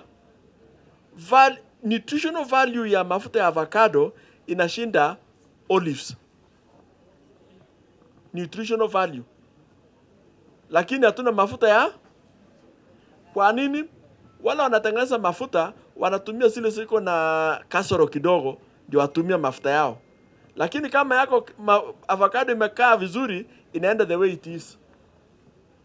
So it means that hata tukipanda, hata tuseme ile imekuwa na shida, itakuwa na nini? Na saa hii kuna factory hapa Mugundoi. Si mnaenda hapa Ngeria? A factory is opening in by January. Ni Mkenya ambaye anakuwa based Uganda. Analeta nini? Analeta factory hapo. By this, na alisema itakuwa nafanya kazi 12 months in a year. Amesema hata ile yenu ile ya kienyeji mtafanya nini? Mlete huko. Anataka mafuta. Yeye atakuwa anatoa mafuta na atakuwa anatengeneza ile ya kwenda export.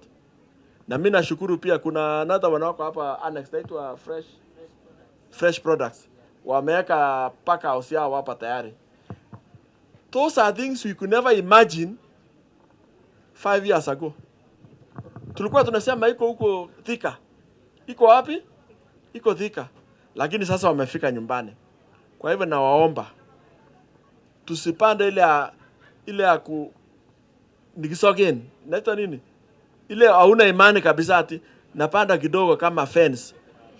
Kuna jamaa alikuwa anasema tupande kama nini? Hapana. Hapana, panda kama fence. Panda iwe plantation yako. Cash crop. It is sufficient for you to rely on throughout. Na tukienda mbele, nasa angalia Trump. Amewekea watu ya huko 50% duty. Yetu ni 10. Yetu kusema nini? Yetu itaenda na nini? Itaenda huko. lakini hatufiki huko. Waarabu wanataka kila kitu.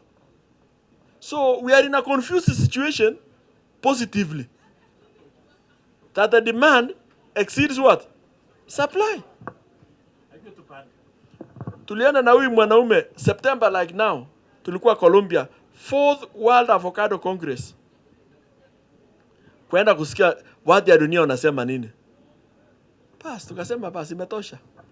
Umesikia injili moja So mimi nataka kuwaomba tusiwe na wasiwasi. Wakati mwingine unapatanga report kama juzi this year tumekuwa na challenge ya export for one reason. Houthi rebels, hii watu wako Yemen, waligonga meli 5, meli zote zikaenda South Africa. Meli ikienda round, transport inakuwa 4 times. Wanunuzi wakaenda chini polepo. Watu wakasema watu wamekataa. It was purely a global security problem. Lakini hawa watu wametengenezwa. Hiyo mambo sasa meli inapita Red Sea kuelekea Uarabuni na bara la Europa. Kwa hivyo ninaomba please tuweke bidii. Nimeona tu kuna ulegevu kwa serikali. They don't have a dedicated department, standalone department ya kudeal na nini? Avocado. Wanaweka sisi kwa gunia ya viazi, vitunguu, mboga na vitu mingi na kadhalika. So nikifika mahali, mimi ni chairman ya mambo ya kahawa, lakini mimi ni kasisi wa avocado. Lakini hata huko wameniambia utapata hiyo cheo nyingine, kwa maana mimi nahubiri Kenya yote sasa. So ile kitu tukifika mahali tutasema hata hiyo nini haipati the right attention, kwa maana there is no department that is what? This what you are seeing here is private sector driven. Ama namna gani? We need to have a government official, na hata tuwe na shule kama ile ya kahawa ambayo watu wanaenda kufundishwa na vitu kama hiyo. Tuwe na dedicated extension services kutoka kwa idara ya serikali ambayo inadeal na nini? Na avocado. So ya kahawa wacha nibe kahawa. Kila ward from now tumechukua vijana wawili, msichana na kijana. Tutatrain hawa, wao wanasunguka kwa manyumba kwa per ward. Contract ya 3 years kuamusha kahawa mwaka huu. Tuko namna hiyo? Lakini ya avocado mita nongonesea pia hawa kwamba waseme waone vile watafanya, si ndio? So one word I want to give you, vote of confidence on our business in avocado. And I want to thank my friend, when we met in Nairobi, siku ya alikuwa ameniona kwa runinga nikisema maneno namna hii, akanitafuta, tulikuwa Nairobi Club. Akaniambia mimi namna hii nikaona tukaketi na yeye hivi basi. Akasema sasa iko mkutano wapi? Colombia. Na mimi nataka ukue. Nikatumia kwa WhatsApp passport yangu na picha. And the next thing, come for the visa. Mimi tulikuwa tunaongozwa na governor wa area wa Murang'a. Alikuwa the head of delegation ya Kenya. Na mimi nilikuwa naibu wake. Na wasomi kutoka, unajua watu ya mlima ni wakichua pesa iko hapa. Na waje niwaambie siri. Ukiona kitu mtu ya mlima anapenda, usiulize mtu, fuata. Ananusa mbali sana. Wakati sisi tuko pale, nikapata lecturers kutoka Kenyatta University. Wako kwa mkutano achukua notes. Nikauliza, asema, ile vitu ile ndana kufundisha watu, nimemaliza. Tulikaa nao all the days, alafu wakarudi. Saa hii ukienda, unajua Murang'a wana contribute 34% ya avocado ya Kenya. 2016 walikuwa tuna ekari 5,000. Murang'a yote ilikuwa tuna 5,000 acres. 5,300 acres of avocado. Tukiongea leo wamefika 20,000. Roho iliwashika na wameenda naye kabisa. Tunawashukuru. Lakini hata sisi tufanye nini? Tuanze. I want to predict North Rift in 10 years itakunja mlima yote na mkono moja. Tuko pamoja? Ndio hata my friend, najua hata warembo wenu wazuri sana. Our young boys cannot quote them because wetu wanataka kwenda Korosio wanunue ugali na nyama na yenu wanataka kwenda Java. Sasa vile hatuna pesa ya kwenda Java, tunaenda Korosio. Lakini sasa tutakuwa na pesa, our young Gen Z watakuwa wanatembea namna hii. So, in short, let us go to avocado na imani kamili. Avocado is one of the value chains that the president is working on. I'll tell the team that working on avocado kwamba nimetuma na watu wa North Rift kwamba they want to see the government more present katika value chain ya nini? Ama namna gani?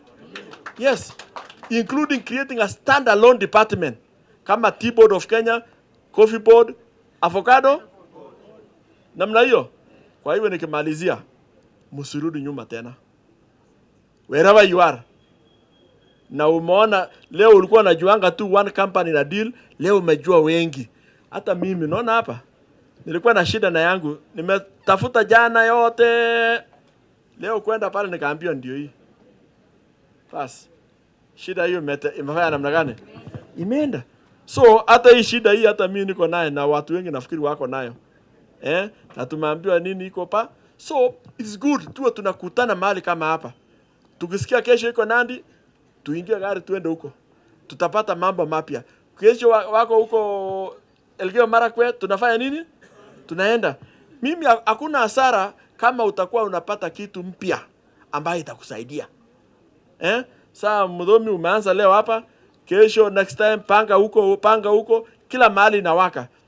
Last year North Rift ilikuwa na number 7, number 8, number 9 and number 10 in Kenya in avocado production. For the first time, tumeingia soko ya Kenya na tumewekwa katika ramani of top 10 producers.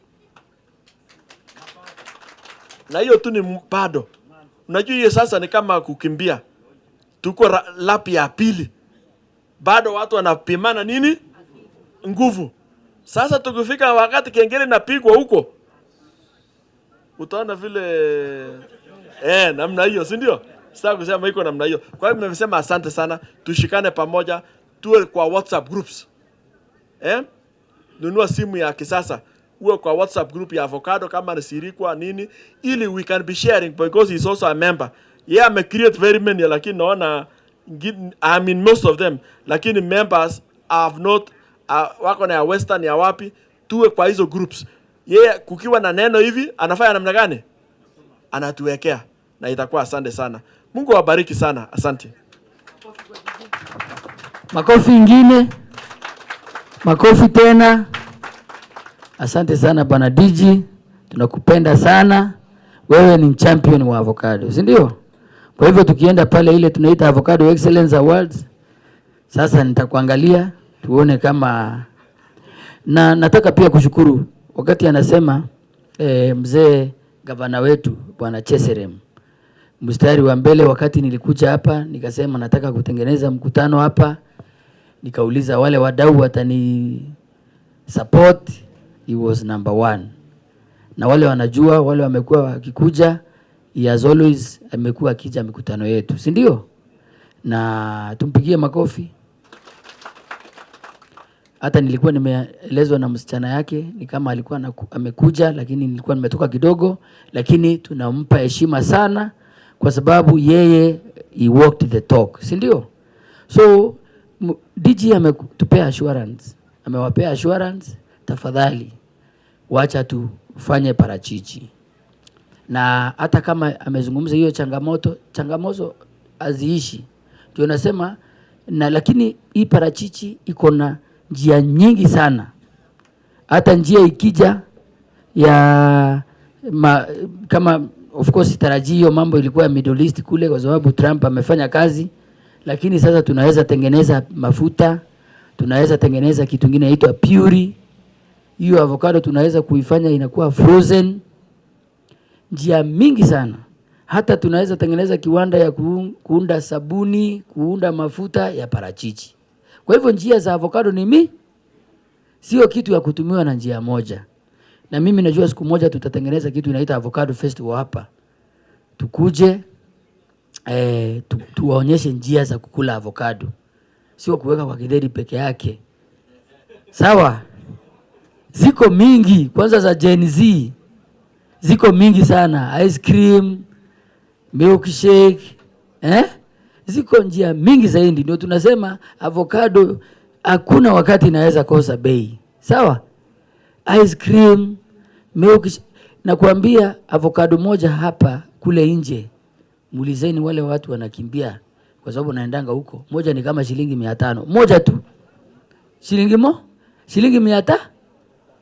Sasa ndio nilikuwa sema tukizungumza vizuri, tukujipanga vile president anasema tujipanga vizuri, tujipange polepole, tutaona pesa nyingine hujaiona. Kama nyingine tunapatanga kwetu ya miraa wakati ilikuwa inaenda London. Sawa sawa.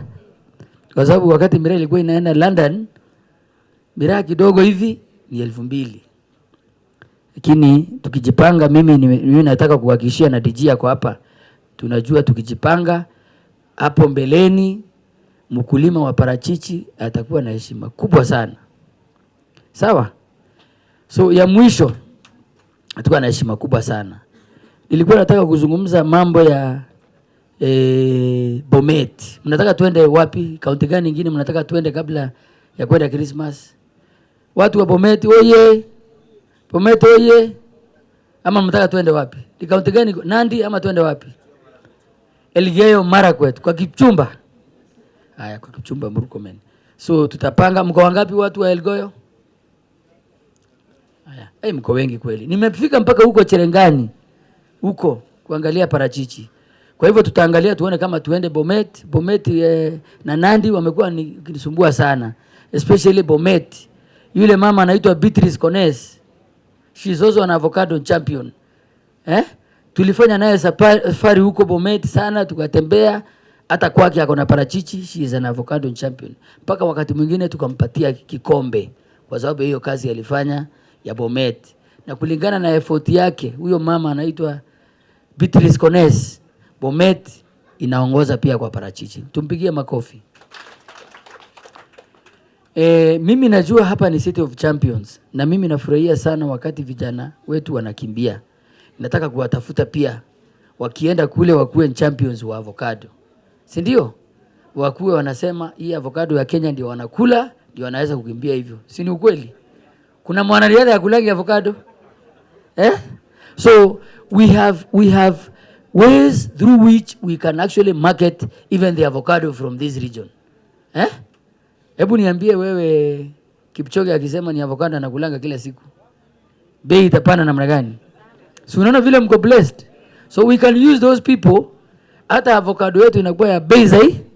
Sasa hivyo mkiwapata muambie na watafuta. Na najua wanaweza sema kwanza hii ya Rift Valley hiyo inafaa ikuwe na bei nyingine ya dunia. Nasema ukitaka kukimbia zaidi kama mimi, ukikula parachichi ya Kenya,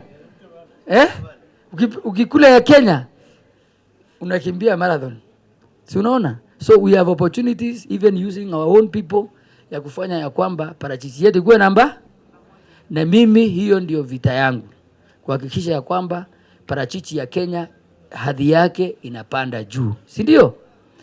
Wakati wananunua ya Peru kwa sababu iko juu na $3, nataka tuwashinde. Mko tayari na hiyo safari? Parachichi yetu kwa sababu yetu hata haikatwi miti yetu, ni Mungu ametupa mvua, inanyeshewa na inaenda. Si ndio? We don't cut trees, we don't do deforestation.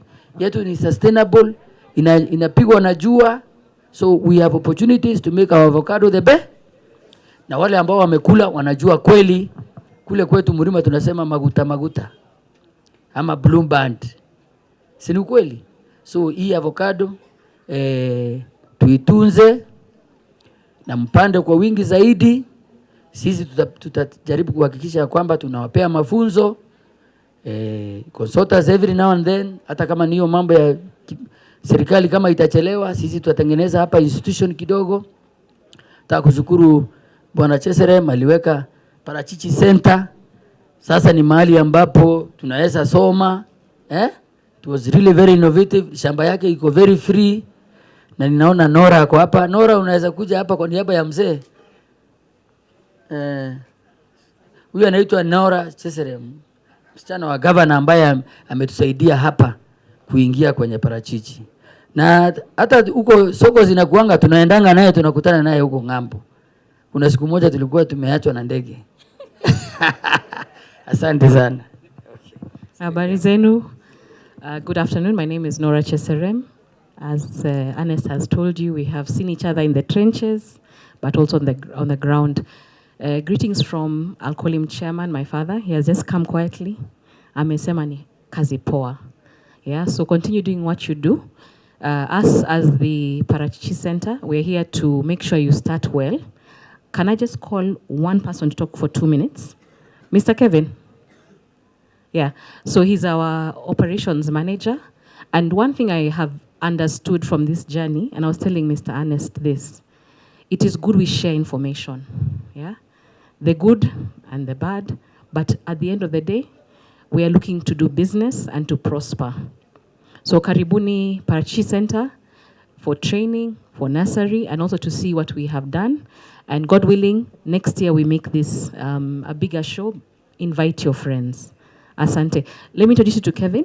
Kevin will just say 1 or 2 things about Parachichi, and yes, karibu. Good afternoon. Nataka mfurahi. In front of you ni Kevin. Kevin works with Nora at Parachichi. Kazi yetu ni ku make sure as you start hii journey ya avocado, you start from the right foot.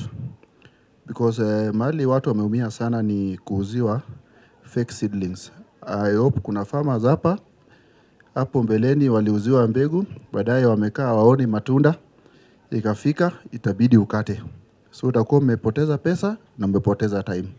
So for any seedling around, please make sure umetembea Parachichi. We will train you. We will work with you.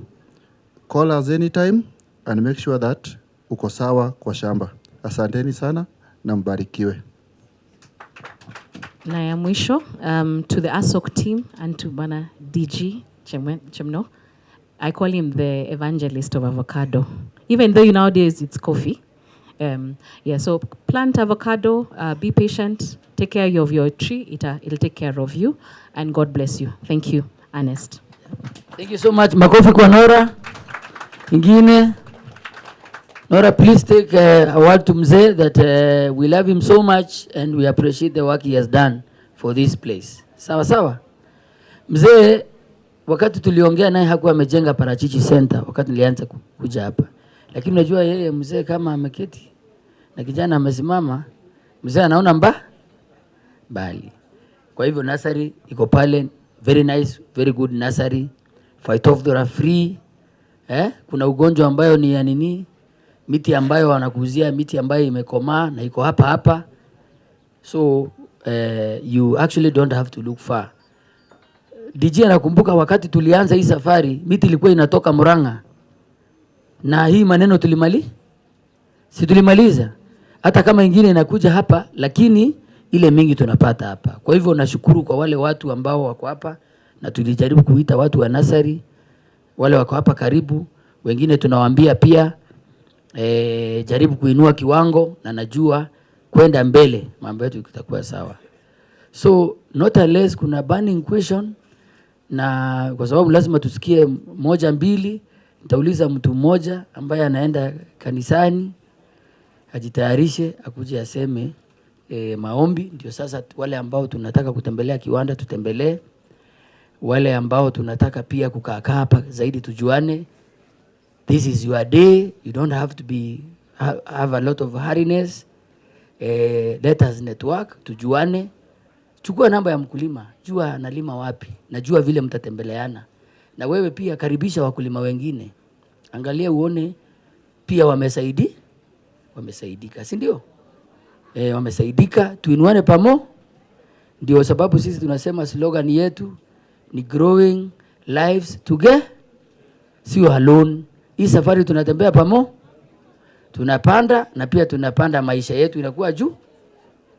So From me, asante sana. My colleague ndio nimeona amesimama hapa. Huyu kijana simama Reynard. Kuja useme jambo moja na useme unafanya nini.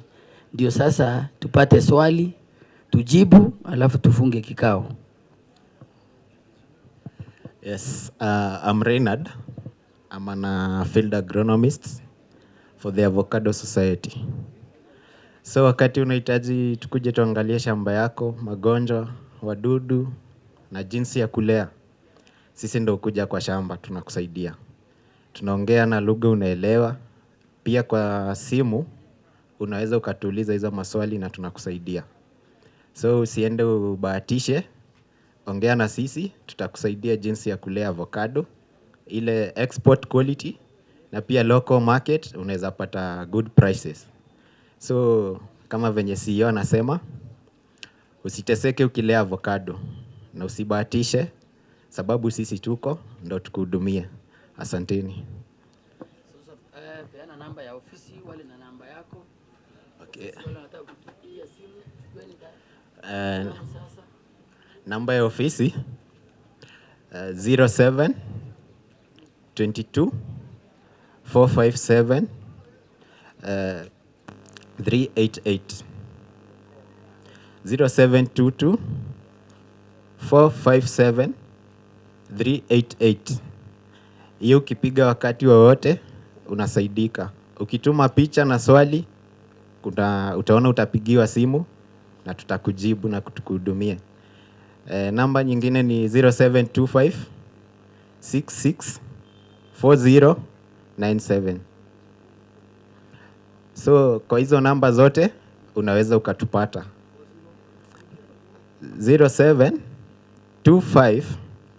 66 4097. Kwa hizo namba tunaweza mkatupata wakati wowote. Hata ikiwa ni Saturday, hata ikikuwa ni Sunday, ukiwache ujumbe hapo, tutasoma na tutakupigia simu tuelewane jinsi tutasaidia mambo ya ukulima ya avocado. Sawa sawa. Jina ni Reynard. Reynard. REIN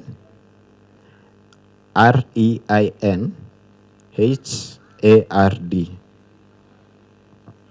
Asante sana, makofi kwa Reynard. Asante sana. Nataka niwaongeze namba pia zingine kwa sababu tuko na agronomist. Ukipiga moja kama uipati na hata yangu nitawapa kwa sababu hata mimi napeana ushauri. Namba ingine ya Avocado Society agronomist 0722 292 360 0722 292 360.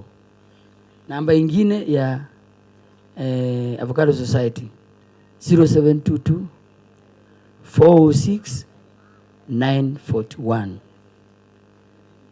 0722 406 941. Namba ni mingi, sitaki lakini pitia pale kwetu upate nakala, upate leaflet iko na namba za kupigia Avocado Society. Sawa sawa? Kwa sababu ni mingi, ukikosa agronomist huyu kuna mwingine. Mimi pia kwa sababu mmeniajiri nitawapatia namba yangu. Sawa sawa? 0722 57 55 44 0722 57 55 44. Jina yangu ni Mudhomi Ernest. Mudhomi Ernest. Mimi ndio CEO. Mimi nipigie simu niandikie ujumbe. Sawa sawa? I will also assist you. Kama sitapata nafasi au delegate, nipatie jeshi yangu ifanye ka. Sawa sawa? Yangu make sure uko nayo. If there is anything ambayo unaona kwa shamba yako, mambo yote ya parachichi. Sawa sawa? Na kuendelea mbele tutafanya kazi pamoja. Kwa hivyo mimi nataka kutoa shukrani zangu za dhati kwa sababu ya kuja leo. Tutatengeneza kikao kingine, tunaomba tafadhali kuja na jirani. Naomba pia tuwe na tutahakikisha next time tutafanya siku 2. Sawa sawa? Nani wanasema siku 2? Haya. So that yule ambaye ako kwa kazi ya kuandikwa na anapata weekend ndio ako na nafasi. Kwa hivyo hilo hombi nimesikia, Kwa hivyo next year we shall do 2 days, Friday and Saturday. Si tuko sawa hivyo? Si tumewapanga? Asanteni sana na Mungu awabariki. Kama hakuna swali ambalo lina uchungu sana, nani atatuombesha kwanza kwa standby? Haya sawa. Kuna pastor? Sio Chemuno, nimesema sio DG. Haya sawa. Uliza swali. I wanted to touch on can you touch briefly on pruning? Pruning, tuko na shida na hiyo. Asante sana kwa sababu ya hiyo request, because tulifanya avocado ni kama kahawa. Nani wamelima kahawa hapa? Kama unataka izae lazima uingie na makasi, sawa? Ukisha kuharvest lazima uopen, lazima uprune. Miti ingine yetu hapa haifanyi vizuri kwa sababu hatujafanya pruning. Nani akona shamba karibu eka moja na inafanya pruning? Kwa sababu ile kitu tunaweza fanya ni kuja hapa tufanye demonstration ya pruning. Vitu vingine ni ya kuona, sawa? Nani akona shamba hapa atutolee na hajafanya pruning? Tukuje tufanye pruning. Kuna mtu? Kwa sababu tuna kosa ambayo tunafanya. Na unajua nikiongea hapa naweza waambia fungua hivi, fungua vile. Lakini hiyo namba tumepeana, tupigie Nora. I think next time we shall do a pruning training at Parachichi Center, si ndio? Tuwa promise hiyo. Kwa sababu vitu vingine watu wengine tumezeeka hivi, tunataka kuona practically. Tukubaliane hivyo, tutengeneze siku moja. Tuwaite tuende kwa shamba ambayo inahitaji pruning. Tuseme kata hii, punguza hapa. Urefu, fanya hivi, ndio ushike siku moja. Na matawi inafunguka. Lakini I think wale tunaweza fika pale kwa Cheserem Parachichi Center tunaweza ona pruning. But tutatengeneza kikao maalum ya kufanya pruning hata mtu kama uko kidogo. Daniel, nitakupa nafasi uongee tukimaliza kufunga na maombi ama? Kwa sababu najua umetrain sana na nimeona miti umeuza ambayo na tunafurahi, si ndio?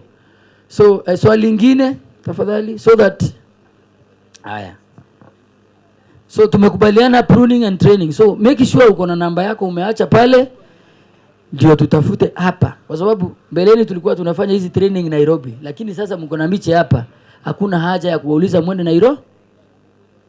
Hata pale kwa number 1 naweza uliza kama tunaweza enda, lakini nitahakikisha tumefanya pruning and training. Muone demonstration, si ndio? Si ndio mnataka hiyo? Haya. Sawa.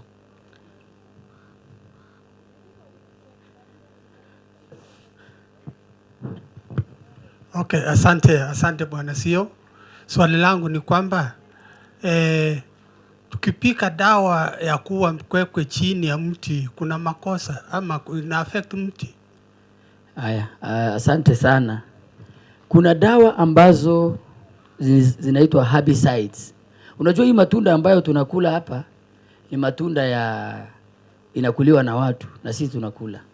Kuna dawa zingine hapa na ulisikia kuna mswada ulikuwa umepelekwa na mheshimiwa wenu hapa anaitwa Sholei. Mlisikia? Ya dawa. Hatutaki tupige dawa alafu baadaye kuwe na madhara. Na parachichi haina shida sana kwa sababu ni mti.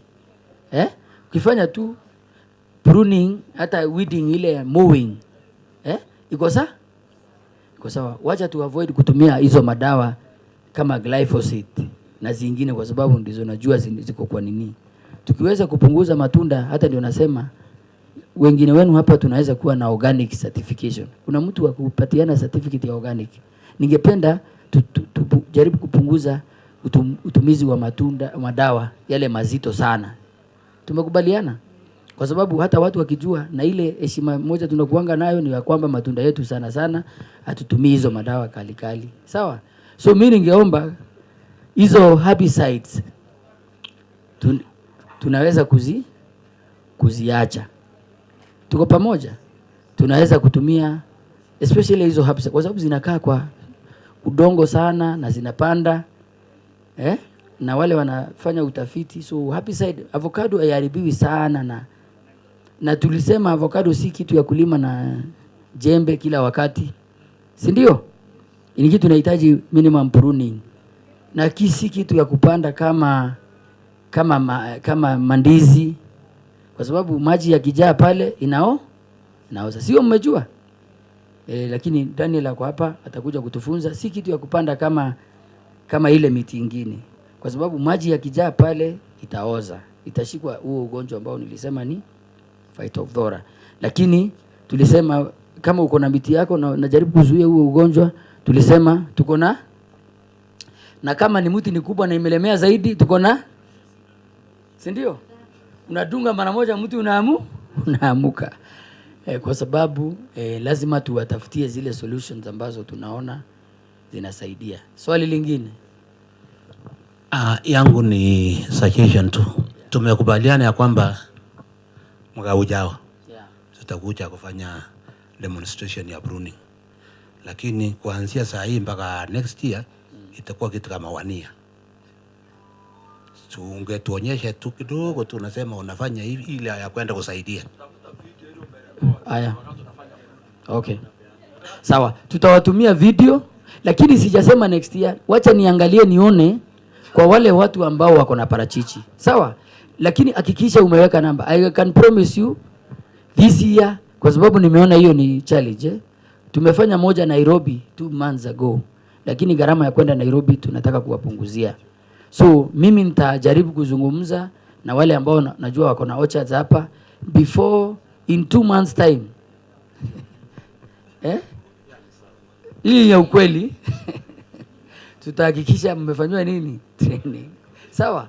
I'll make sure we do that training, because I know as a farmer is very very important. Avocado haipedi jua sana, lakini kinyimwa jua haiwezi ikazaa. Hata kahawa lazima uingie na makasi. Ufanye nini? Pruning. Na pale by the way tuna pruning, so kuna ile pruning. So wale wanataka tuwaeleze kidogo na hiyo video tutawaeleza, but we really have even a pruning so ya kufanya hiyo maneno. Sawa? So what is your name? Francis. Take my word, wewe ingia chama. Univute sasa. Univurute ndio unasema mimi sasa naitisha haki yangu. Unajua ukiwa member sasa unanipeleka mbio sana. Member ukiwa member ukijua kwa sababu utaniambia si nimekuwekea gari mafuta na nimeweka mfanyikazi mimi nalipa, kwa nini haukuji? So hiyo membership tunaipea heshima sana. Ukisema mimi ni member, kila mtu kwa ofisi ana kichwa inageuka.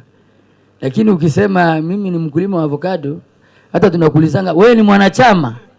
Ukisema mimi ni mwanachama tunasema okay. Sawa sawa?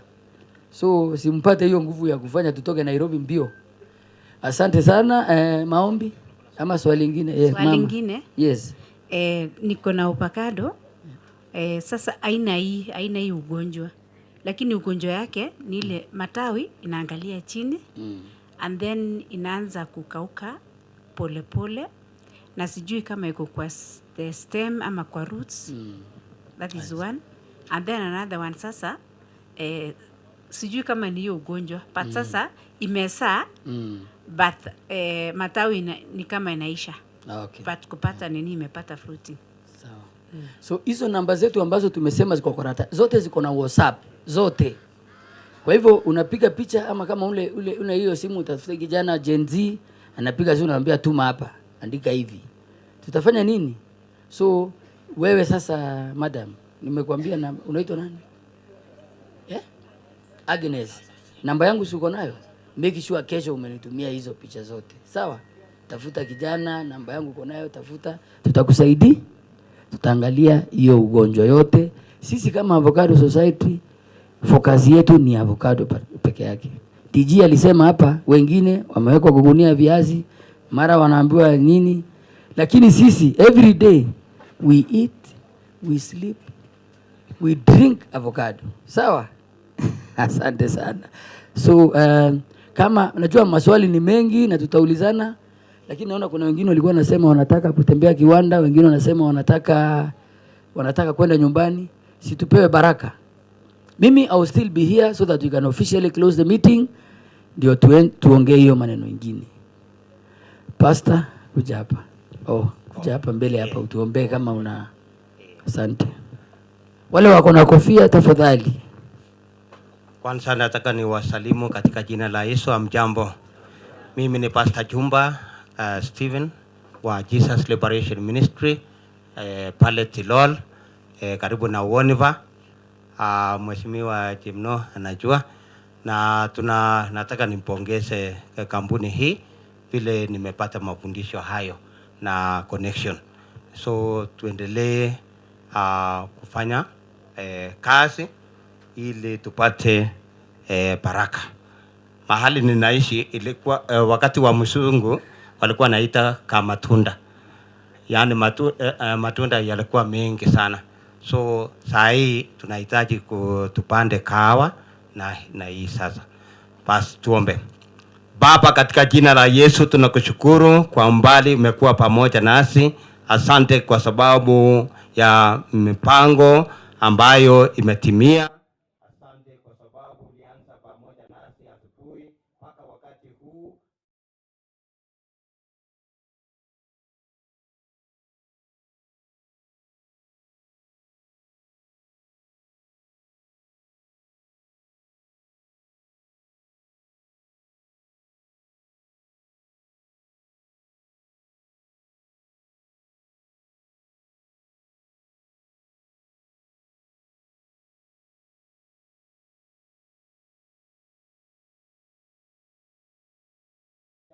Wasimamizi wote, Baba Mungu wetu, asante kwa viongozi wetu, asante kwa sababu leo neno lako limefika mahali na watu wetu wataendelea kupata hata mapato katika manyumbani mwao.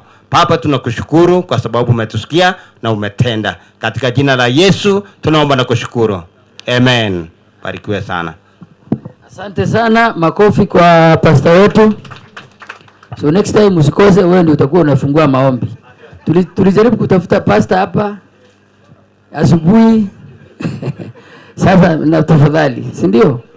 So mimi from my heart nataka kuwashukuru sana kwa sababu ya kuja, na niseme tena tunawapenda sana, na kila siku tutakuja kuwafanyia kazi. Kwa hivyo wale wanataka kukumbushwa kidogo mambo ya parachichi, tunapanda namna gani, tunafanya namna gani. Tuko na agronomist hapa.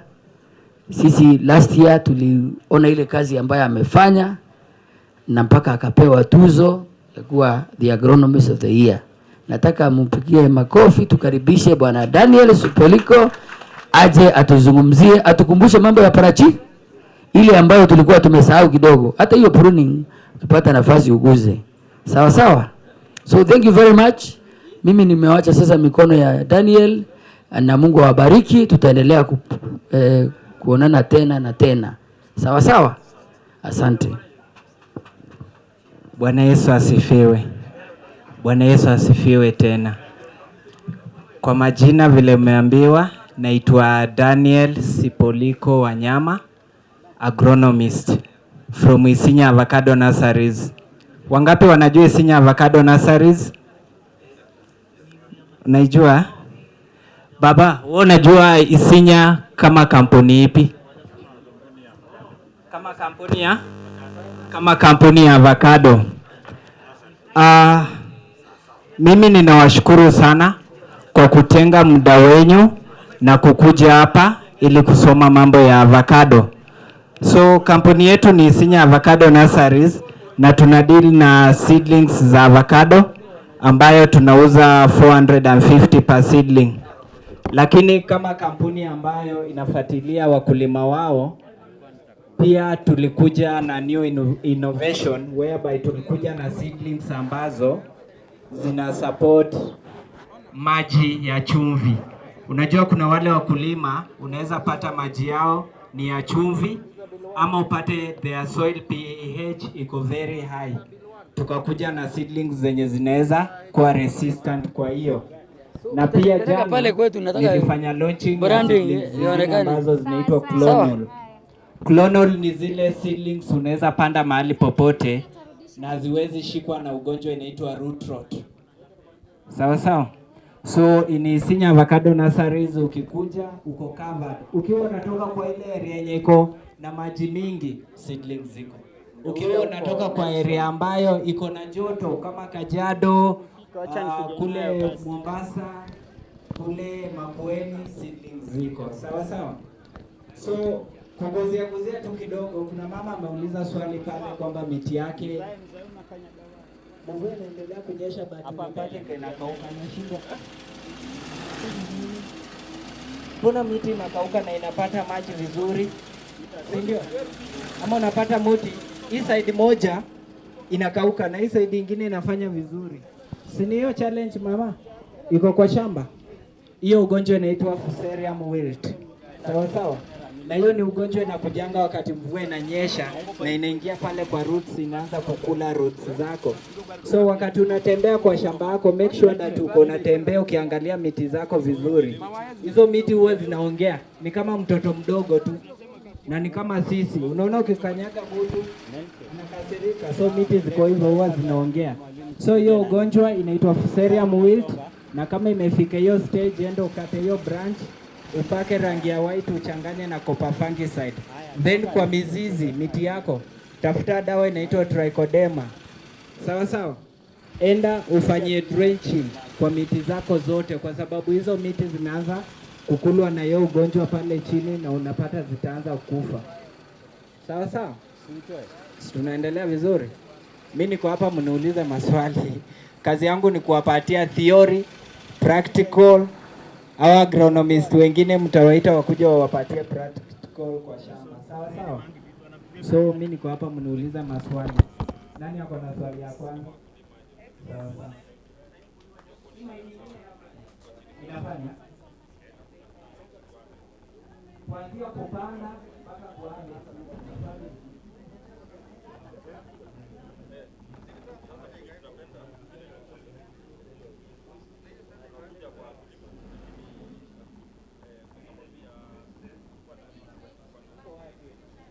Swali mzuri. Wakati ushachukua seedling umeenda kupanda, vile umepanda tu pap, miezi 3 mbeleni unapata inaanza kuflower, si ndio? Na tunakuja tunakuambia uifanyie nini? Uideflower, utoe maua, si ndio? Kitu ya kwanza, hii mti bado ni changa, hiyo tunaita early pregnancy. Ni kama mtoto mdogo apate mimba, si atakuwa na complications kule mbele, si ndio? So tunawaambia mtoe, kwa sababu mti haiwezi beba matunda yenye unataka. Hii avocado si umepanda upate matunda kama 100 kwa mti, lakini ukiiacha utapata matunda 7. Umepanda miti upate matunda 20 kweli. So inamaanisha hiyo iko ni na haiwezi beba hiyo matunda ikiwa mingi. So kuna kitu yenye unafanya, unatoa hapa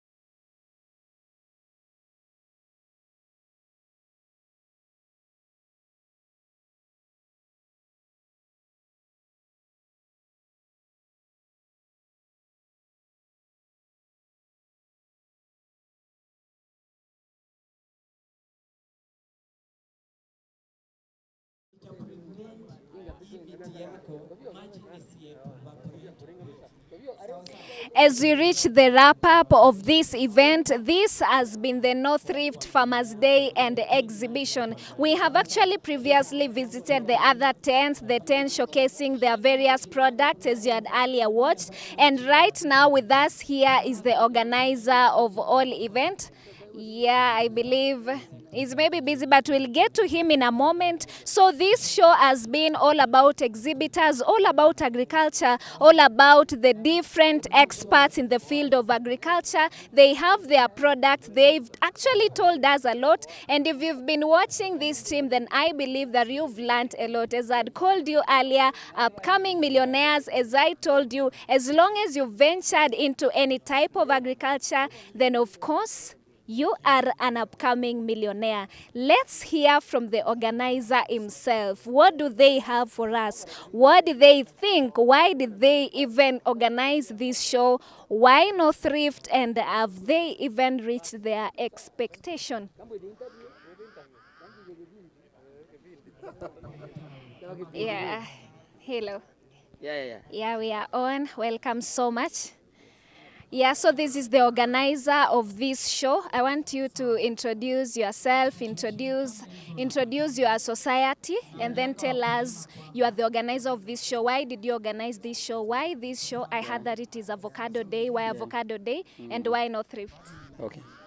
Yeah, thank you so much. My name is Muthomi Ernest. I am the CEO of the Avocado. Maybe I start. Do I look at that camera or I... Ni hapa tunaangalia wapi? It's okay here. Aya, sawa. Okay. Chini. Aya, so your name is? Yeah, it's live. Your name is who? Okay, sir. My name is Viola. Aya, so thank you so much for this opportunity. My name is Muthomi Ernest. I am the CEO of the Avocado Society of Kenya. The Avocado Society of Kenya is a membership association for the growers of the avocado, the exporters, and other value chain players. We draw membership from across the country. We are the principal association on matters of avocado. So our mission is actually to ensure that we have a sustainable sector, we have a sector that is profitable, that farmers are able to benefit from this value chain. Of course, you know, globally there is a huge demand for avocados because of the nutritional importance. So part of our mission is to create awareness to farmers so that they can take advantage and grow the avocado and make some money and improve their livelihoods. So that is basically our mission. Okay. Can you tell us about this show? Why did you organize this show in Eldoret? And why North Rift? Because it's called North Rift Avocado Day. Why North Rift? Yeah, well, this is actually not the first time. We are happy you've come here. This is your first time. This is our 5th show. We do it every year because we needed to reach out to people in North Rift. Principally, avocados for export were being grown in central Kenya. But then due to that demand, we realized that it's an opportunity also for the people in North Rift and the Rift and even Western Kenya to actually grow avocados. So we've been on a mission across the country to create awareness about growing and of course address the challenges that the farmers have, create awareness because being the principal association, there are issues that are coming up with avocado growing, issues about pests, issues about markets, the farmers need knowledge, issues about networking. So that is why we basically organize this forum, so that becomes an opportunity. And of course, this area is ideal for growing avocado. The climate is good. Farmers have vast portions of land. So because we want to grow as a country to increase the production, then we felt this is really an ideal place. At the same time, of course, we realize that farmers can improve their livelihoods because this value chain provides that. So we are here courtesy of the society and making sure that we reach out to our members because we've quite a number of members here. It's our commitment that we give this as part of the value for membership. And we are very grateful to our stakeholders who are also our corporate members, people like Crop Tech, people like, I mean, the who is who that you've seen here with more than 50 exhibitors who are here trying to support this initiative. Yeah. So judging from today's show, everything that has gone on with the exhibitors, different farmers, different visitors, can you say that it has been a success or not? Yeah, I want to say this. This has been a huge success because initially when we started, we had a handful of farmers growing avocados. But now the region is being ranked. Bomet, Uasin Gishu, and Nandi, Elgeyo Marakwet, they are now in the Kenyan map, growing and exporting avocados. And of course, we are happy. The price for avocado now, a kilo is about 160. Few value chains can be able to give that kind of money. So our farmers are happy. At least they now believe that the gospel we were telling them about growing avocados 4 years ago is now a reality. Because those who planted then have started reaping the benefits. So from where I sit and being the CEO and being an initiative that we started, I am really very happy that even farmers are confident that we really were preaching a good gospel. And even going forward, avocado is going to be a big crop, and we are going to be in the game, especially to help our farmers get livelihood. They are Kenyans. So our mission is to make sure that our Kenyan brothers and sisters drive a better livelihood through engaging into a value chain that has value for them. Okay. Yeah. Okay, now can you tell us about the future of agriculture? In the span of 5 to 10 years, what can you say about agriculture generally, not just North Rift? Yeah, I mean, the future for agriculture and the future for the avocado in particular is very bright. I will need to improve and get better shades because it's very bright. I might burn my eyes. Thank you so much. Okay, can you talk about the market? How does the market demand look like for avocado? Yeah, I mean, now we have signed protocols with China and India. China and India have 1.3 billion people, 1.4 billion people each. So it's huge, huge market. We can't actually exhaust. It's a market that we've common trade history. So we are working to ensure that all the trade barriers are eliminated. But of course, we know we have to have the product. So that is why we are encouraging more farmers to get and to invest into the avocado farming. Okay, thank you. General advice to the viewers, our farmers watching us there, what do you have for them? What I can say, viewers and everybody, this is the value chain. Please get before it's too late. And you reap the benefits. Asante. Okay, thank you so much. It's been an honor. Okay. Yeah.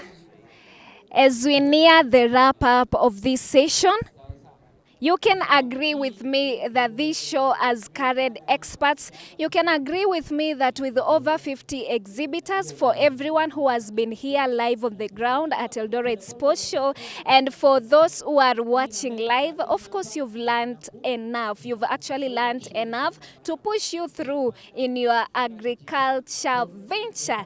And yes, the tents are still there. Time is really going, but trust me, these farmers don't want to go. They have something good and they know it. And that's why I'm here to tell you again, and I'm going to repeat and remind you that if you are into any kind of agriculture, your first million is on its way. It has been a very, very nice show. Thank you so much for joining us. And by the way, for such events and even more, remember to subscribe to our YouTube channel. That is at SmallholderFarmers YouTube. You can also get to us through our phone. That is 07141188 118855. That's our number. You can reach to us. You can either give us a phone call or send us a message. And also for those who prefer more official things, you can reach us at our emails, commercial@agrotrading.com. You have any inquiry, you have any question, Yes, we will get to you. Of course, just send us an email and we'll get back to you. It's a wrap up here at Eldoret Sports Club. It's been North Rift Farmers Day and exhibition. Don't miss out next time. If you are around, tell a friend, tell a friend, tell a friend. And also try to reach out to as many friends as you can. Share the link and also be ready to watch. Also, as we are nearly wrapping up, I believe we have almost 3 more tents. We finish the interview and then it will be a wrap up. Thank you so much for joining us. And so as we move to our last tents, What is the issue? Unapata mkulima anakimbia kwa agrovet, anapea dawa. Unashindwa ni dawa gani anapiga. Ukipiga hiyo tena unapata kuna zile maua bado tu zitaanguka.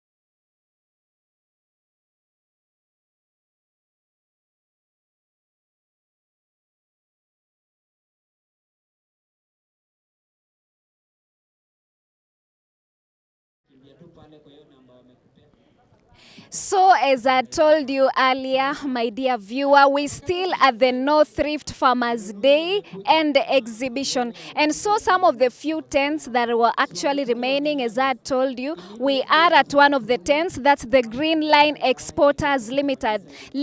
Let's hear from them. What do they have? What are they showcasing? And what do they have for the farmers? What do they want to tell you, an upcoming millionaire in agriculture? can you tell us about yourself and then a bit introduction about your company or your society and what you are showcasing? Can you maybe just come here? Yeah. Okay. Wait, is that camera? Okay, my name is Sylvester from Greenland Exports. I operate from the field. We source avocados from. So, hapa iko sawa? We are trying to face that camera. Oh, the camera. So my name is Sylvester, and I from Greenland Exports. We do field sourcing avocados. We source avocados within the North Rift and the South Rift area. Today we are gathered here to interact with our farmers, whom we have been sourcing avocados from for the whole season. So as we prepare for the next season, we were advising farmers on quality management. That's why we have some agro dealers here. So our key point was that farmers should encourage others to plant more, so that we create something we call avocado villages, such that in terms of economies of scales, tell a friend to plant at least a tree, so that in terms of economies of scales, it becomes more economical. And let's maintain the quality of these avocados. Currently, they are the green gold. We fetch a lot of money from them. It fetch a good money in terms of export. Yeah, that one's what I can say about the business overall and our company. Our company, we source the avocados. We also source passion fruits from farmers and hybrid pawpaws. Yeah. You've spoken about maintaining the quality. Can you tell us how do you do the quality maintain and also the consistency? On quality management, we advise farmers first to start with organic way to manage their orchards. So this is organic way we advise them to use IPM. So these are integrated pest management practices in terms of to reduce the use of chemicals. There are some approaches you can use in an orchard, like we do mulching, you do organic manure, you start with that first manure, and then you can do some small pruning to control pests. So after that, when you sense there is a problem in terms of economic threshold, it's when you can enter into chemicals. Now we apply the chemicals that are regulated by the Chemicals and Produce Board. Yeah, thank you. Talk about the challenges. I'm sure there are challenges that the farmers who choose this kind of farming, maybe they incur. Tell us the challenges and the solutions to them, please. Yeah, we have challenges that these farmers occur on the field. One I can talk about, most of these farmers, they buy seedlings, but at some point they like the agronomical practices from either the buyers or the sellers. So you see, for the role of maybe this person who is selling seedlings, his role is just to make money from selling seedlings. So after that process, the farmer might not get the full information on this, how to plant, how to manage his orchard, how to up to harvesting. So another challenge is that maybe the farmer at times of harvesting, that's why we encourage farmers, you join groups, you join cooperatives, you be aware of these market prices. Sometimes we might find middlemen, they might exploit these farmers. So we try at most to advise farmers, when you hear a group somewhere, you just join, you sell your avocados as a group. So Pia, this challenge of market knowledge, it's still a challenge. And then the last one, we have another problem in pest control. So some pest control are becoming so persistent, but we have some body which are working on, like the pasture mites currently, it's a big challenge, but we have research and these people are doing a great work. They are helping us in order to attain the market standards. Yeah. And what advice can you tell to a farmer, a viewer who is watching you live right now, an advice maybe generally? A farmer should, if you have not ventured into this business, try to plant even some 10 stems, and you see if you'll get some money out of it. If at all you'll get some more, you go plant another 20. It only requires an eighth of an acre to plant 20 seedlings. You try with an eighth of an acre. If you see in terms of it can create some income, You have break even at 20, you can even break even at 40 trees. Yeah, it's the best practice currently we are doing. And the best you can do also, you can intercrop with what you are taking currently as passion. We can do both. Alternative, if this one fails, you fall on the other. Yeah. You've spoken about money. Can you tell us a scope of the market? How does the market look like out there for avocado? In terms of market, we do with the market dynamics of supply and demand and supply. So currently we are off season, so these fruits are less. So if at all we are off season, meaning that the supply is low, the demand is high, the supply is low. So definitely the price is high. So as exporters, we normally have a price ceiling, and we at the same time we have a price where we can't go the lowest price to buy from the farmers. Yes, we usually caution the farmer from the heaviest loss. That's why we encourage farmers, you link directly with the company, you get the best price from the company. Yeah. The very last question, what makes your tent stand out among all these other exhibitors on the ground? Actually, we have been this business.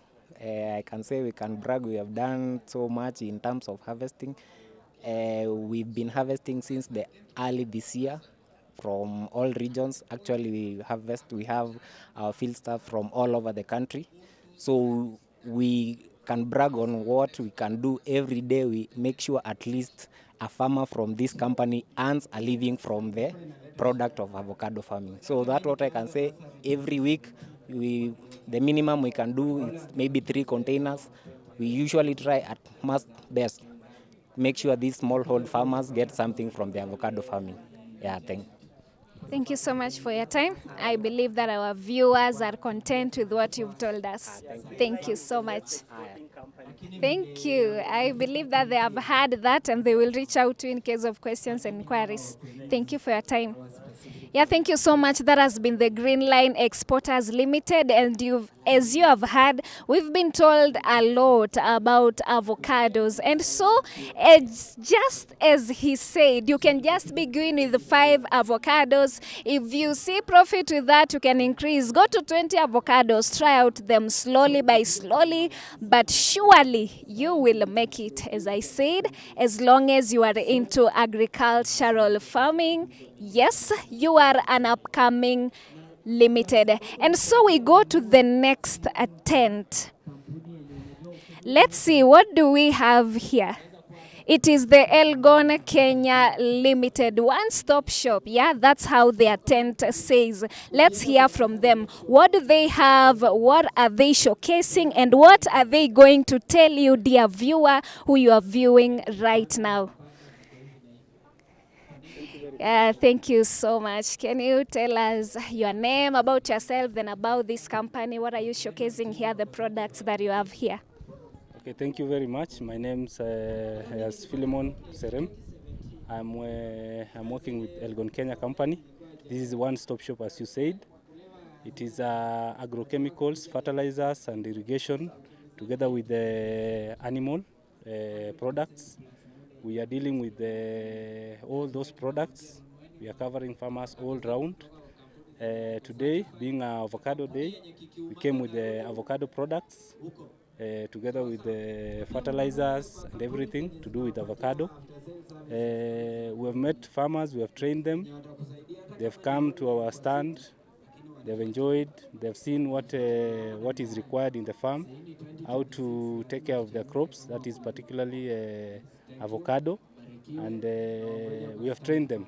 They are happy. They have taken products, they have used them, and the products are okay. Response is positive, and they are happy with the products. Yeah, so thank you so much. Yeah. Can you tell us about the challenges that the farmers experience, the challenges with which your products provide solution, and how do the solution come about to their products? In particular, like today, Avocado Day, farmers are really having a very big challenges as per se. The challenges are pests. Also, they are having problems with diseases, that is crop diseases. In particular, there is a pest called Parsimite, and that is the solution we are having.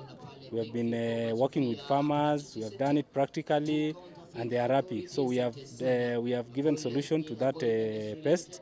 And today we met some of them. They are giving us positive results that it is working, and they are having a good crop growing in the farm. So in particular, the major the problem are diseases, pests, and feeding. So all those problems we have solution. That is pests, diseases, and feeding. So feeding, we have fertilizers for planting. We have for top dressing. Pests, we have insecticides to control the pests, in particular the parsimite.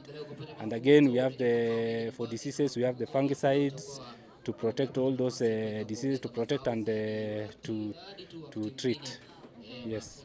Can we say, is it safe to say that in the next 5 to 10 span of years, is it safe to say that agriculture looks promising with your products? What can you say about the future? For sure, yes, because you see all these challenges are coming with so many factors in the farm, and as Elgon Kenya, we have all the solutions concerning the problems in the farm. This is because we are agronomists and we visit farmers regularly, and we get to interact with the farmers and also to interact with the challenges in the farms, and we give the solutions. So, as you said, even the 10 years is a lot, because we usually go to farm and we give them solution and we solve the solution, the problems. And you see, most farmers now are happy. Those who are working with Elgon Kenya, they are happy. The crops are okay in the farm. Yes, in 10 years, all farmers will be okay, because this industry is growing very fast. The avocado industry is growing very fast. It is promising, and we are there to face all the challenges which are there. We are not going to leave our farmers to these challenges. Yes. Maybe the last thing, what advice do you have for a farmer there? The advice I'm giving the farmer is first is to get knowledge. Such events like these ones, they need to be very much aware, so that they come and learn. Again, I encourage them at least to work with agronomists, so that whenever they have challenges, they get solutions. They make sure that they are close to the agronomist. Like, for example, us in Elgon Kenya, we offer free service to farmers, because we visit them, we don't charge them. The only thing we are going to advise them, use this product to solve this solution, and that is it. So I encourage them, learn at least to work close with the agronomists. Thank you so much for your time. I believe that the farmer has gotten exactly what he or she wanted. Thank you so much for your time. So this has been the elgonkenya.com. Yeah, you've heard from them. It's a one-stop shop.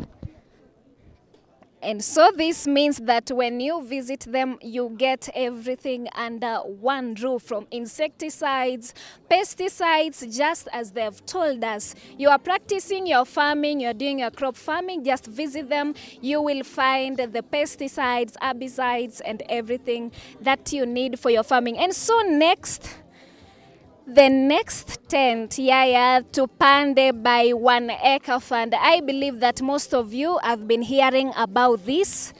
You've been wondering, what do they have to say? Maybe if you get to them like one-on-one, what do they have to say? So, welcome so much. Thank you. Yeah, can you tell us a brief intro about yourself, about Tupande by 1 Acre Fund? What are you showcasing? What do you have for the farmers? Okay, thank you. This is Edwin Mwangi from 1 Acre Fund. What we have with us is the avocado buying from farmers. So what we normally do, we go direct to the farmer. We don't go through the bushes. We go to the brokers. No, we go direct to the farmer.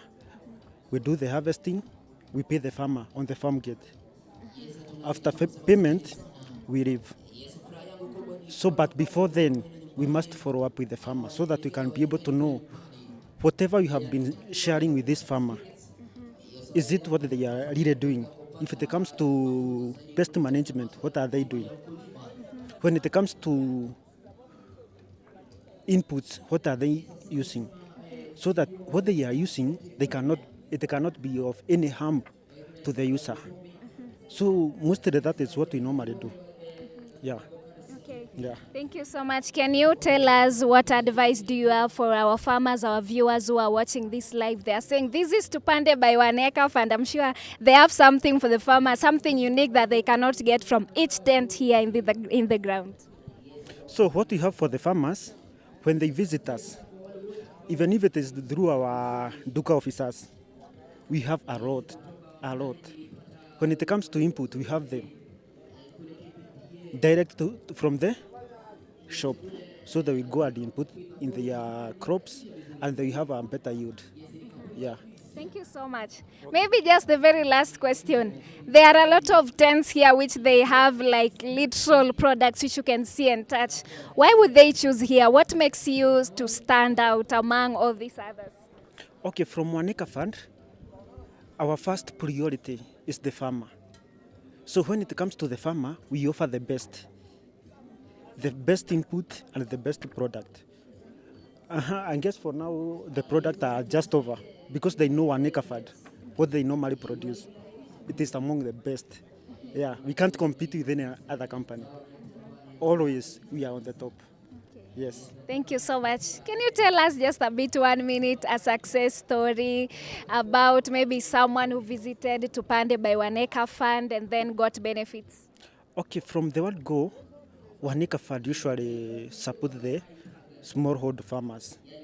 So we started with a farmer who had at least 3 trees, but for now, with what he got from Waneka Fund, by now he have almost 500 stems. Yeah, from Waneka Fund. So we offer the seedlings and he offers the fruits. Yeah, with the exchange of money. Yeah, yeah. Yeah, thank you so much for your time. This has been Tupande by Waneka Fund. And as you've heard, things here are getting real, because if from that success story alone, you can pick it up and take it as your encouragement from 3 trees to 500 trees without using any money. This is your call to action. Dear smallholder farmer watching, I told you that as long as you are on agriculture, you are an upcoming millionaire. And so we move to the next tent. Yeah, they've not put a name for us, but they will tell us who they are, what they have, what they are showcasing, and what they have for the farmer. Can you just please come here? Yeah, for the camera.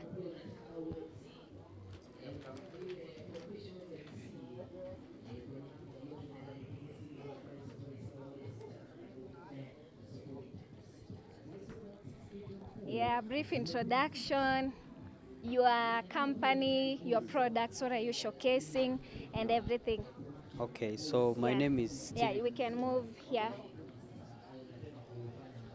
So my name is Stephen Ochieng, and I'm a resident of Eldoret City.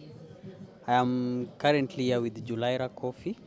I am a marketer under Julaira Coffee Farm, and also I have my own company which is producing peanut butter called Abila Peanut Butter. Yeah. So today we have a number of products for farmers. We have purely processed peanut butter that is good for the health, essential for the body. It has high protein content. It has healthy fat. It has glucose, which is monosaturated glucose. Yeah.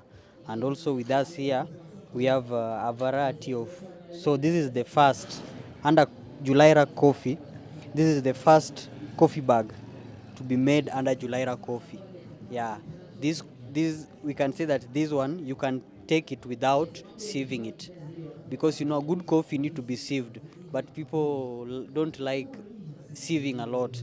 That's why people go for other brands. But with Julaira, we decided to come up with a coffee bag, the first coffee bag to be made by Julaira Coffee in Eldoret City.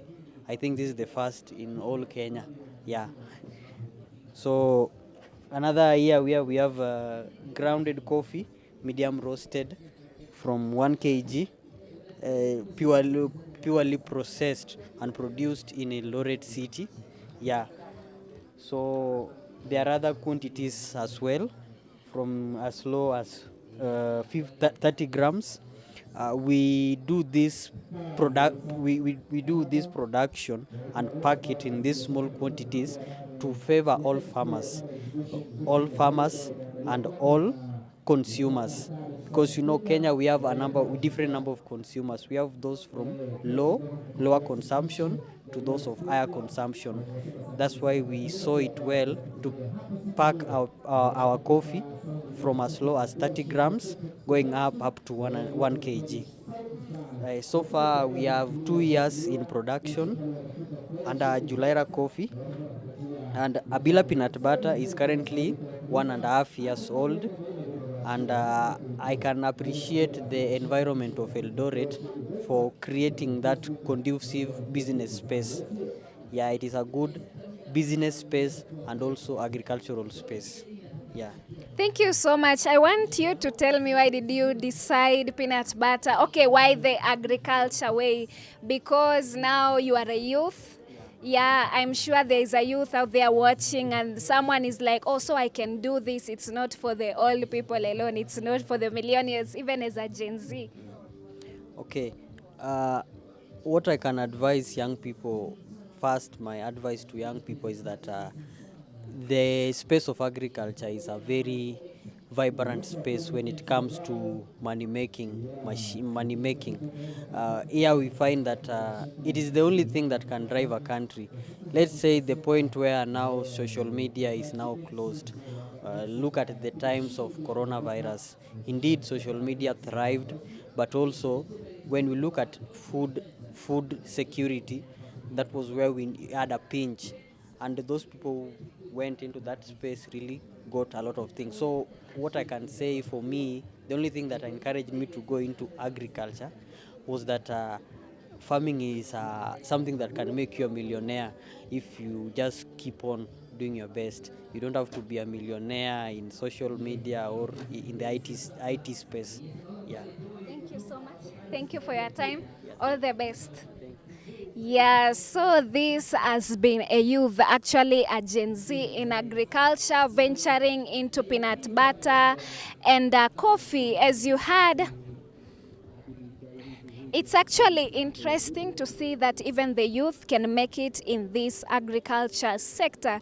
And for those who thought that it's only for people, I don't know, with families, big people, you don't have to have a lot of money. Just with what you have and the passion, you will make it. Agriculture doesn't require much, just a little bit of encouragement and you are good to go. And that's why we are here for you today at Eldoret Sports Club, coming to you live at our channel, Smallholder Farmers. Remember to like, share, and don't forget to subscribe, because at Smallholder Farmers YouTube channel, it's where you will get all the insights and gold info about agriculture. And so next, our very last tent for today, the Shamax Kerio Nurseries. They deal with variety of seedlings. Let's hear from them. Which kind of seedlings do they have? What type of products? What do they have for us? What can they tell us about farming, about their seedlings? Why choose their seedlings, and what actually makes them to stand out? And so here, just beside me, is the real Shamax Kerio Nurseries. Let's hear from them. What do they have for us today, and what have they brought to the show? Yeah, thank you so much. The director, Shamax Kerio Nursery. We have a lot of mango seedlings, avocado seedlings, mangoes, pixie oranges, macadamia, and we also have avocados that we brought them closer to the farmers, since we are actually we are located in Kerio Valley, MSEA. So we brought them with this Eldoret closer to the farmers. Okay. Yeah, why are their products, why are your products standing out? Are they actually first standing out among all these exhibitors in the ground today? We can face this camera, please. Yeah, our seedlings, as you can see, they are very healthy, they are strong, and they are mature and ready for planting. So that when our farmers buy them, they will not have any problem in the field because they are already mature, and they have no pests, if you can check. They are of good quality, no pests, and ready to take off with the farm. Okay. What can you tell us about quality maintenance and also consistency in the market of your nurseries, the seeds in your nurseries? Yeah, we make sure we buy certified seeds for all the products. Like the coffee, we have to get the seeds from the Coffee Research Institute for the farmers also to have good production in the field. And also even for mangoes, we get the kienyeji mangoes. That is the best seed for the rootstock. It ensures that the mangoes have a vigorous rooting system. And once the farmer even goes to the field, it will not have problems with dry weather or anything. It will adapt faster because we use the correct seeds that is required for mangoes, even avocados. The kienyeji avocados is the best for the rootstock, and that is what we use. We make sure we treat our seeds before planting in case of any fungal, any disease, so that it is disease-free. Yes. Can you tell us about the challenges maybe that the farmers go through and also the solutions that your company, that is the Shama Kerio, what solutions do you have for the farmers? Yeah, actually farmers have many challenges, especially with the pixie oranges. There's a major disease called gamosis, which is really affecting farmers, especially in the Kerio Valley. And we are actually working with the farmers to advise them on how to plant, because it starts with the planting. When you do the wrong planting, that is where problem starts. So we advise them on proper planting. Once you do proper planting, you really avoid so many diseases in your orchard. So we train them on proper planting and maintenance. For those who already have the problem in the farm, we advise them on what they should do for all the crops, from the coffee, from the mangoes, from the pixies. We advise them all the way from even doing the farm design, from doing the holes, planting, and management, and even the diseases. For myself, I did crops protection, so that's my area. So I advise our farmers on the side of pests affecting their crops. Yes. Thank you so much for your time. I believe that the info that you've just told us, the viewer, our farmer there watching, has actually benefited a lot. Thank you and all the best. Yeah, thank you so much. It's a wrap finally here at Eldoret Sports Club. The show, the agricultural show, has been the North Rift Farmers Day and Exhibition. And so if you missed this, just remember to share the link, subscribe, like, and leave your comment there, because you never know when the next exhibition is gonna be. It's a wrap up here. I believe for the farmers, the upcoming farmers, you've learned and heard a lot. It is a very, very, very good evening for the farmers who have been here, for the visitors who have been here. Together with the team, we've actually learned a lot. And I believe, dear viewer, an upcoming millionaire, you've learned everything that you had to learn from the various types of agriculture, the renewable energy, the biogas, everything has been lined up here for you. Thank you so much. Until next time, I've been your host, Miss V. See you next time.